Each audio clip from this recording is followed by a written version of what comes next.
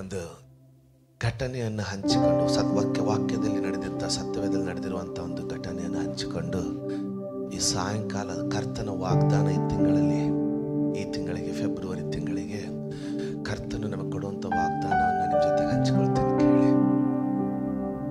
ಆಮೇನ್. ಪಂಚಾಶತ್ತಮದ ದಿನ ಹೊಸ ಪವಿತ್ರಾತ್ಮನನ್ನು ಸೃಷ್ಟಿಸಿ ದೇವರು ಸಭೆಯ ಮೇಲೆ ಕಳಿಸ್ಲಿಲ್ಲ. ಪವಿತ್ರಾತ್ಮನು ಆದಿಯಿಂದಲೇ ಇದ್ದಾತನು. ಮತ್ತೊಂದು ಹೊಸ ಪವಿತ್ರಾತ್ಮನನ್ನು ಸೃಷ್ಟಿ ಕಳಿಸ್ಲಿಲ್ಲ. ಹಳೆ ಒಡಂಬಡಿಕೆಯಲ್ಲಿ ಯಾರು ಅನ್ಯ ಭಾಷೆಯಲ್ಲಿ ಮಾತನಾಡಿಲ್ಲ ಪವಿತ್ರಾತ್ಮನ ಇಳಿದು ಬರುವಾಗ. ಆದರೆ ಹೊಸ ಒಡಂಬಡಿಕೆಯಲ್ಲಿ ಪವಿತ್ರಾತ್ಮನ ಇಳಿದು ಬಂದ ತಕ್ಷಣ ಎಲ್ಲರೂ ಅನ್ಯ ಭಾಷೆಯಲ್ಲಿ ಮಾತಾಡ್ಲಿಕ್ಕೆ ಸ್ಟಾರ್ಟ್ ಮಾಡಿದ್ರು. ಅದರ ಅರ್ಥ ಪವಿತ್ರಾತ್ಮನು ಹೊಸದಾಗಿ ಬಂದ ಅಂತಲ್ಲ. ಅದೇ ಪವಿತ್ರಾತ್ಮನು ಆತನ ಉತ್ಪತ್ತಿಯಿಂದಲೇ ಆದಿಯಿಂದಲೇ ಆತನು ಇದ್ದಾತನು. ನಾನು ಮೇಲಿಂದ ಮೇಲೆ ಹೇಳ್ತಾ ಇದ್ದೇನೆ, ಈ ವರ್ಷ ಬಹಳ ಸೂಕ್ಷ್ಮ ಅಂತ ಅನ್ಲಿಕ್ಕೆ ಬರ್ದಿರೋ ಕ್ರಿಟಿಕಲ್. ಆ್ಯಕ್ಚುಲಿ ಬಹಳ ಅದರ ಅನುಭವ ಆಗಲಿ ನೋಡ್ತಾ ಇದ್ದೀರಾ. ಕೆಲವರು ಅದನ್ನು ಮಿಸ್ಇಂಟರ್ಪ್ರೆಟ್ ಮಾಡ್ಕೊಳ್ತಾ ಇದ್ದಾರೆ. ಪಾಸ್ಟರ್ ಈ ವರ್ಷ ಶಾಪ ಅಂತ ಅಲ್ಲ, ಶಾಪ ಅಂತ ಹೇಳ್ತಾರಲ್ಲ. ಕ್ರಿಟಿಕಲ್ ಅಂದರೆ ಬಹಳ ಸಂವೇದನಾಶೀಲ ವರ್ಷವಾಗಿರ್ತದೆ. ಸಂವೇದನಾಶೀಲ ಏರಿಳಿತಗಳು ಬಹಳ ಸೂಕ್ಷ್ಮವಾಗಿರ್ತದೆ. ನಾವು ಬಹಳ ಪ್ರಾರ್ಥನೆಗೆ ಒಪ್ಪಿಸಿ ಕೊಟ್ಟವರಾಗಿರ್ಬೇಕು ಈ ವರ್ಷ. ಅದನ್ನು ಇವತ್ತು ನಾನು ತಿರುಗಿ ನಿಮ್ಮ ಜೊತೆಗೆ ಹಂಚ್ಕೊಳ್ತೀನಿ, ತೋರಿಸ್ತೀನಿ. ಎರಡನೇ ಪೂರ್ವಕಾಲ ವೃತ್ತಾಂತದಲ್ಲಿ ಬುಕ್ ಆಫ್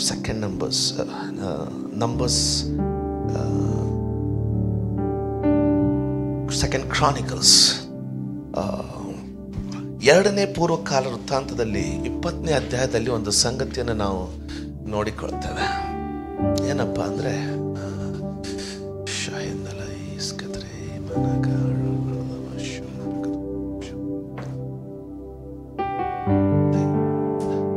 ತೆರೆದಿದ್ರೆ ಈಗ ಓದ್ಲಿಕ್ಕೆ ಸ್ಟಾರ್ಟ್ ಮಾಡಬೇಡಿ. ನಾನು ಯಾಕಂದ್ರೆ ಯಾವ ವಚನ ಓದ್ಕೊಳ್ಳೋದನ್ನ ಯಾರಾದ್ರೂ ಹಿಂದಿಯವ್ರು ಇದ್ದೀರಾ? Sister Hindi Kannada is okay. Okay, so can go directly in Kannada, right? ಕನ್ನಡದಲ್ಲಿ ನೇರವಾಗಿ ಹೋಗೋಣ. ಆಯ್ತು. ಯೆಹೋಷಾಫಾಟ್ ಎಂಬಂತ ಇದು ಇಲ್ಲಿ ಬಹಳ ಜನರಿಗೆ ಗೊತ್ತಿರ್ತದೆ. ಆದರೆ ಇದರಲ್ಲಿರುವಂಥ ಒಂದು ಇದರಲ್ಲಿರುವಂಥ ಒಂದು ಪ್ರಾಮುಖ್ಯವಾದ ಸಂಗತಿಯನ್ನು ಬಿಚ್ಚಿಡ್ಲಿಕ್ಕೆ ನಾನು ಪ್ರಯತ್ನ ಮಾಡ್ತೇನೆ. ಯೆಹೋಷಾಫಾಟನ ಸಮಯದಲ್ಲಿ ಯೆಹೋಷಾಫಾಟನು ಅರಸನಾಗಿದ್ದಂಥ ಸಮಯದಲ್ಲಿ ಎರಡನೇ ಪೂರ್ವಕಾಲ ವೃತ್ತಾಂತದ 20ನೇ ಅಧ್ಯಾಯದಲ್ಲಿ ನಾವು ನೋಡ್ಕೊಳ್ತೇವೆ. ಮೊದಲನೇ 2 ವಚನ ನೋಡ್ಕೊಳ್ಳೋದಾಗಿದ್ರೆ,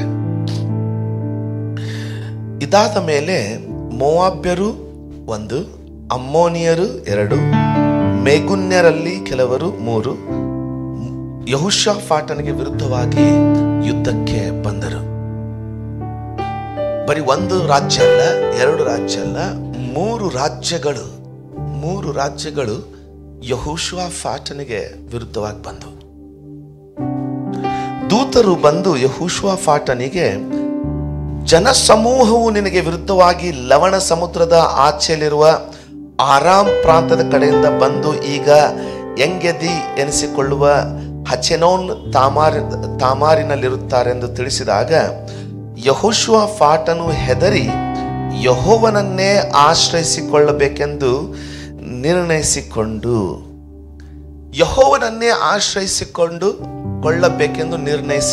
ಅಂತ ಹೇಳೋದಾಗಿದ್ರೆ, ಹಳೆಯ ಕಾಲದಲ್ಲಿ keep it for few more seconds. ಯೆಹೋವನನ್ನೇ ಆಶ್ರಯಿಸಿಕೊಳ್ಳಬೇಕೆಂದು ನಿರ್ಣಯಿಸಿಕೊಂಡು ಯೆಹೂದ್ಯರೆಲ್ಲರೂ ಉಪವಾಸ ಮಾಡಬೇಕೆಂದು ಪ್ರಕಟಿಸಿದನು. ಈ ಹಳೆಯ ಕಾಲದಲ್ಲಿ ಯೆಹೋವನೊಬ್ಬನನ್ನೇ ಆಶ್ರಯಿಸಿಕೊಳ್ಳಬೇಕೆಂದು ನಿರ್ಧರಿಸಿದನು ಅಂತ ಬರೆಯುವುದಕ್ಕೆ ಒಂದು ಕಾರಣ ಏನಂತಂದ್ರೆ, ಅರಸುಗಳು ಯಾರಾದರೂ ಅವ್ರ ವಿರುದ್ಧವಾಗಿ ದಾಳಿ ಮಾಡಲಿಕ್ಕೆ ಬರುವಾಗ, ಅರಸುಗಳು ಒಂದು ರಾಜ್ಯದ ಮೇಲೆ ದಾಳಿ ಮಾಡಲಿಕ್ಕೆ ಬರುವಾಗ ಅವ್ರೇನ್ ಮಾಡ್ತಾ ಇದ್ರು ಅಂದ್ರೆ, ಅಕ್ಕಪಕ್ಕದ ರಾಜ್ಯದವರು ಅವರ ಜೊತೆ ಸ್ನೇಹ ಸಂಬಂಧದಲ್ಲಿರುವಂತ ರಾಜ್ಯಗಳಿಂದ ಒಂದು ವೆಚ್ಚವನ್ನ ಕೊಟ್ಟು ಒಬ್ಬರ ಜೊತೆಗೆ ಒಬ್ಬರು ಕೂಡಿಕೊಳ್ತಾ ಇದ್ರು. ಅಕ್ಕಪಕ್ಕದ ದೇಶದ ಜನರು ಇವನ ವಿರುದ್ಧವಾಗಿ 3 ಅರಸುಗಳು ಬೇರೆ ಕಡೆಯಿಂದ ಬಂದಿದ್ದಾರೆ ಅಂದ್ರೆ, ಇವರ ಹತ್ತಿರದಲ್ಲಿದ್ದಂಥ ಬೇರೆ ದೇಶದವರು, ಈಗ ಉದಾಹರಣೆಗೆ ಹೇಳಬೇಕಂದ್ರೆ ಅಮೆರಿಕ ಜೊತೆಗೆ ಭಾರತದ ಸಂಬಂಧ ಚೆನ್ನಾಗಿದೆ, ಏನಾದರೂ ಆದರೆ ಅವರು ನಮ್ಮ ಜೊತೆ ನಿಂತ್ಕೊಳ್ತಾರೆ, ನಾವು ಅವ್ರ ಜೊತೆ ನಿಂತ್ಕೊಳ್ತೀವಿ ಅನ್ನುವಂಥ ಈ ಒಂದು ಅಲಯನ್ಸ್ ಇರ್ತದೆ, ಒಂದು ಒಡಂಬಡಿಕೆ ಅಥವಾ ಅವರಿಬ್ಬರ ನಡುವೆ ಒಂದು ಒಪ್ಪಂದವಾಗಿರ್ತದೆ. ನಾನು ನಿಮ್ಮ ಜೊತೆಗೆ ನಿಂತ್ಕೊಳ್ತೀವಿ, ನೀವು ನಮ್ಮ ಜೊತೆಗೆ ನಿಂತ್ಕೊಳ್ರಿ ಅಂತ ಒಪ್ಪಂದ ಆಗಿರ್ತದೆ. ಆದರೆ ಯೆಹೋಷಾಫಾಟನಿಗೆ ಈ ಆಪತ್ತು ಬರುವಾಗ ಅದು ಸೈನ್ಯ ಎಷ್ಟು ದೊಡ್ಡದಾಗಿತ್ತಂತಂದರೆ ಇವನು ಅದಕ್ಕೆ ಇದನ್ನು ವಿಶಿಷ್ಟವಾಗಿ ಬರೀತದೆ. ಏನಪ್ಪ ಅಂದರೆ, ಈತನು ಬೇರೆಯವರ ಮೇಲೆ ಹಾತ್ಕೊಳ್ಳದೆ ತನ್ನ ಸ್ನೇಹಿತರಾದಂಥ ಅರಸರನ್ನು ಕರೆಯದೆ ಅವತ್ತೊಂದು ವಿಶಿಷ್ಟವಾದ ನಿರ್ಧಾರವನ್ನು ಮಾಡಿದ. ಈ ಪರಿಸ್ಥಿತಿಯನ್ನು ನಾನು ವೆಚ್ಚ ಕೊಟ್ಟು ನನ್ನ ಸ್ನೇಹಿತರಾದಂಥ ಅರಸುಗಳನ್ನು ಕರೆದುಕೊಳ್ಳೋದಿಲ್ಲ. ಈ ಒಂದು ಘಟನೆಯ ಬಗ್ಗೆ ಆತನು ವ್ಯತಿರಿಕ್ತವಾದ ನಿರ್ಧಾರವನ್ನು ತೆಗೆದುಕೊಂಡ. ನಮ್ಮ ಜೀವನದಲ್ಲಿ ಕೆಲವೊಂದು ನಿರ್ಧಾರಗಳನ್ನು ಕೆಲವೊಂದು ಸಂಗತಿಗಳನ್ನು ಒಬ್ಬರ ಸಹಾಯದಿಂದ ಒಬ್ಬರು ನಾವು ದಾಟಿಕೊಳ್ಬಹುದು. ಆದರೆ ಕೆಲವೊಂದು ಸಂಗತಿಗಳನ್ನು ನಾವು ಒಬ್ಬರ ಜೊತೆಗೆ ಒಬ್ಬರು ನಾವು ಕೈ ಹಿಡಿದು ದಾಟ್ಕೊಳ್ಳಿಕ್ಕೆ ಆಗೋದಿಲ್ಲ. ಅದನ್ನು ಅವ್ರ ಜೊತೆಗೆ ಪ್ರಯತ್ನ ಮಾಡಿ ಮುರಿದು ಎಲ್ಲ ನಾಶವಾದ ಮೇಲೆ ನಾವು ಕರ್ತನಲ್ಲಿ ಗೋಳಿಡುವುದಕ್ಕಿಂತ ಯೆಹೋಷಾಫಾಟನು ಏನು ಮಾಡ್ತದೆ ಅಂದರೆ, ಪ್ರಾರಂಭದಲ್ಲಿ ಒಂದು ಡಿಸಿಷನ್ ತಗೊಂಡ. ಬಹಳ ಕಷ್ಟಕರವಾದಂಥ ಡಿಸಿಷನ್. ಯಾಕಂದರೆ ಆಲ್ರೆಡಿ ವೈರಿಗಳು ಎನ್ಗೆದಿಯಲ್ಲಿ ಬಂದು ನಿಂತ್ಕೊಂಡಿದ್ದಾರೆ. ಮತ್ತೆ ಅಲ್ಲಿ ಇಂಗ್ಲಿಷ್ ಬೈಬಲ್ ಹೇಳ್ತದೆ ಎನಾರ್ಮಸ್, ಅಂದರೆ ಲೆಕ್ಕವಿಲ್ಲದಷ್ಟು ಸೈನ್ಯ ನಿನ್ನ ವಿರುದ್ಧವಾಗಿ ಬಂದ್ಬಿಟ್ಟಿದೆ. ಕೆಲವೊಂದು ಸಂಗತಿಗಳನ್ನು ನಾವು ನಮ್ಮ ಹಣಬಲದಿಂದ ನಾವು ದಾಟ್ಕೊಳ್ಬಹುದು. ಹಣಬಲದಿಂದ ಅಂದರೆ ಅದು ಹಣಬಲ ಅಂತ ಉಪಯೋಗ ಮಾಡಿ ಅದು ತಪ್ಪು ನಿರ್ದೇಶನ ಕೊಡ್ತಾ ತಪ್ಪಂತ ಹೇಳ್ತಾ ಇಲ್ಲ ನಾನು.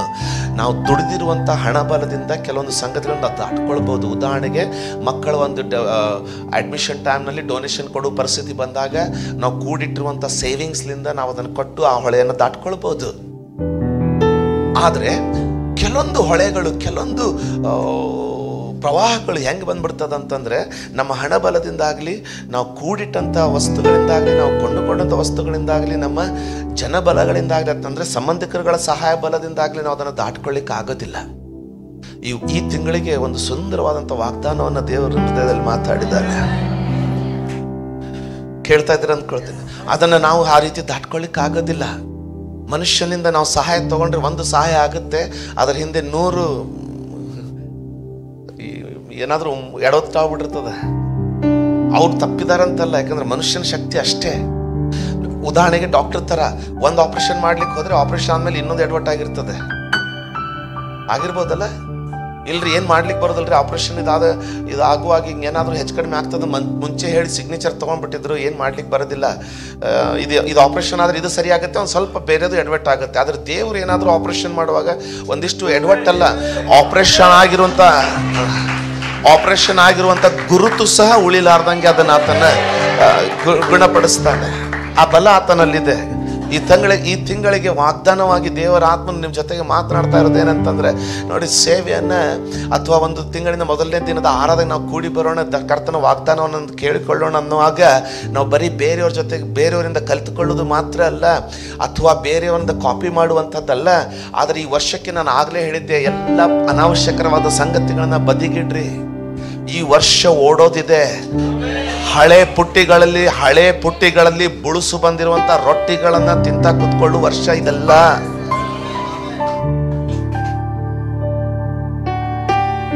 ಸಭೆಗಳಿಗೆ ಸುನ್ನತಿ ಆಗ್ಲಿಕ್ಕಿದೆ. ಕೆಟ್ಟದ್ದನ್ನ ದೇವರು ತೆಗೆದು ಹಾಕ್ತಾನೆ. ನಾನು ಕೆಟ್ಟವರನ್ನು ತೆಗೆದು ಹಾಕ್ತಾನಂತ ಹೇಳಿಲ್ಲ, ಕೆಟ್ಟದ್ದನ್ನ ದೇವರು ತೆಗೆದು ಹಾಕ್ತಾನಂತ ಹೇಳಿದೆ. ಆದ್ರೆ ಅದಕ್ಕೋಸ್ಕರ ನಮ್ಮ ಹೃದಯಗಳು ಸಿದ್ಧವಾಗಿರ್ಬೇಕು. ಆಮೇನ್, ಆಮೇನ್, ಆಮೇನ್. ಭಯ ಪಡುವ ಅವಶ್ಯ ಇಲ್ಲ. ಒಂದು ವೇಳೆ ನಾವು ಸಹ ಸಾಲ, ನಾವು ಸಹ ತೊಂದರೆ, ನಾವು ಸಹ ಅದೇ ರೀತಿ ಇರೋದಾಗಿದ್ರೆ ವಿಶ್ವಾಸಿಗಳಾಗಿದ್ದು ಏನು ಉಪಯುಕ್ತವಾಯಿತು? ಕ್ರಿಸ್ತನನ್ನು ನಂಬಿ ಏನು ಉಪಯುಕ್ತವಾಯಿತು? ಅದಕ್ಕೋಸ್ಕರ ಅಲ್ಲ ದೇವರು ಕರೆದು. ಈ ವರ್ಷದಲ್ಲಿ ನಾವು ಅದಕ್ಕೋಸ್ಕರ ಸಿದ್ಧರಾಗಿರ್ಬೇಕು. ನೀನು 3 ದಿನ ಗೋವಾದಲ್ಲಿ ಅದ್ಭುತವಾದಂಥ ಪ್ರಾರ್ಥನೆಗಳನ್ನು, ಅದ್ಭುತವಾದ ಆರಾಧನೆ, ಅಲ್ಲೇ ಒಂದು ನೋಟಿಸ್ ಮಾಡಿದ್ದೀನಿ, ದೇವರು ಯಾವಾಗಲೂ ಈ 2 ಸಭೆಗಳಲ್ಲಿ ತಾರತಮ್ಯ ಮಾಡ್ತಾ ಇಲ್ಲ. ಇಲ್ಲಿ ಬೆಳೆಯುವಾಗ ಅಲ್ಲಿನೂ ಬೆಳೀತಾ ಇದೀವಿ, ಅಲ್ಲಿ ಬೆಂಕಿ ಹಿಡಿದು ಬರುವಾಗ ಇಲ್ಲಿನೂ ಬೆಂಕಿ ಹಿಡಿದು ಬರ್ತದೆ, ಅಲ್ಲಿ ಪ್ರಸನ್ನತೆ ಬರುವಾಗ ಅಲ್ಲಿನೂ ಪ್ರಸನ್ನತೆ ಬರ್ತದೆ. 3 ದಿನ more than 80% ಆಫ್ ದ ಕಾಂಗ್ರಿಗೇಷನ್ಸ್, ಕೂಟ ಜನಸಮೂಹದವರಲ್ಲಿ ಸಭೆಯ 80% ಜನ ಎಲ್ಲರೂ ತುಂಬಿಕೊಂಡಿದ್ದಾರೆ. ಬಲವಾದಂಥ ಆರಾಧನೆ, ಪ್ರಾರ್ಥನೆ, ಅದೇ ಪ್ರವಾಹ ಇವತ್ತು ಇಲ್ಲಿನೂ ಹರಿದು ಬರ್ತದೆ. ಇಡೀ ವಾರ ಸಾಯಂಕಾಲದ ಪ್ರಾರ್ಥನೆಗಳು. ಆಮೇನ್. ಸೊ ಯೆಹೋಷಾಫಾಟನ್ ಏನಂತ ನಿರ್ಧರಿಸಿದ್ನಂದ್ರೆ, ಈಗ ನಾನು ಅಕ್ಕಪಕ್ಕದವ್ರ ಸಹಾಯ ತಗೊಂಡ್ರೆ ಆಗೋದಿಲ್ಲ. ನೋಡಿ, ನೀನೇನು ಚಿಂತೆ ಮಾಡಬೇಡ, ನಾನು ನಿನ್ನ ಜೊತೆಗದೇನೆ, ನಾನು ನಿನ್ನ ಜೊತೆ ನಿನಗೆ ಸಹಾಯ ಮಾಡ್ತೇನೆ ಅಂತ ಹೇಳಿದವರು ಸಹ ಆ ಸಮಯ ಬಂದಾಗ ಅವ್ರು ಮೋಸ ಮಾಡಿ, ಅವ್ರು ಒಳ್ಳೆಯವರೇ, ಆದರೆ ಅವರಿಗೆ ಎಂಥ ಪರಿಸ್ಥಿತಿ ಬಂದ್ಬಿಡ್ತದಂದ್ರೆ ಅವರೇ ಕೊರತೆಯಲ್ಲಿ ಹೋಗ್ಬಿಡ್ತಾರೆ. ಎಷ್ಟೋ ಸಲ ನಮ್ಗೆ ಆಗಿರ್ತದೆ ಇದು. ಪಾಸ್ಟ್ರೆ ಕೊಡ್ತೇನಂತ ಹೇಳಿದ್ರು, ಸಮಯ ಬಂದಾಗ ಏನು ಮಾಡೋದು, ಅವ್ರ ಹೆಂಡತಿಗೆ ಆಕ್ಸಿಡೆಂಟ್ ಆಗಿಬಿಟ್ಟಿದೆ ಪಾಸ್ಟ್ರೆ, ಅವ್ರ ಜೊತೆಗೆ ಮಾತಾಡ್ಲಿಕ್ಕೂ ನನಗೆ ಮನಸ್ಸಾಗ್ತಾ ಇಲ್ಲ, ಯಾಕಂದ್ರೆ ಅವ್ರಿಗೇನೆ ಆಕ್ಸಿಡೆಂಟ್ ಆಗಿಬಿಟ್ಟಿದೆ, ಅವ್ರಿಗೇನೆ ಕೊರತೆ ಬಂದ್ಬಿಟ್ಟಿದೆ. ಇದು ಲೋಕ, ಇದು ಲೋಕದ ಕ್ಷಮತೆ. ಆದರೆ ಆತನ ಬಲವನ್ನು ಅರಿತುಕೊಂಡವರು, ಆತನ ಬಲದ ಮೇಲೆ ಭರವಸವಿಡುವವರು. ಯೆಹೋಷಾಫಾಟನ ಹಾಗೆ ಯೆಹೋಷಾಫಾಟನ ಹೇಳಿದಂತೆ ಆಗ್ತಿರೋದನ್ನ ಯೆಹೋಷಾಫಾಟನು ನಿರ್ಧರಿಸಿದಂತೆ ಏನಂತ, ಈ ಯುದ್ಧವನ್ನ ನಾನು ಅಕ್ಕಪಕ್ಕದವರಿಂದ ತೆಗೆದುಕೊಳ್ಳೋದಿಲ್ಲ. ಮುಂದೆ ನೆಕ್ಸ್ಟ್ ಹೆದರಿ ಯೆಹೋವನನ್ನೇ. ಈ ಕನ್ನಡದಲ್ಲಿ ಕೆಲವೊಂದು ಸಂಗತಿಗಳು ಬಹಳ ಸುಂದರ. ನಕ್ಕೆ ಕೆಳಗಡೆ ನ ಒತ್ತು ಬಂದು ದೀರ್ಘ ಚಿಹ್ನೆ ಬರುವಾಗ ಅದರ ಅರ್ಥ ಯೆಹೋವನನ್ನೇ, ಅಂದ್ರೆ ಬೇರೆ ಯಾರನ್ನೂ ಅಲ್ಲ. ಕೊಟ್ರೆ ನೀನೇ ಕೊಡ್ಬೇಕಪ್ಪ, ಇಲ್ಲಾಂದ್ರೆ ಹಂಗೆ ಇರ್ತೀನಿ ಹೊರತು ನಾನು ಬಾಯಿ ಬಿಡೋದಿಲ್ಲ.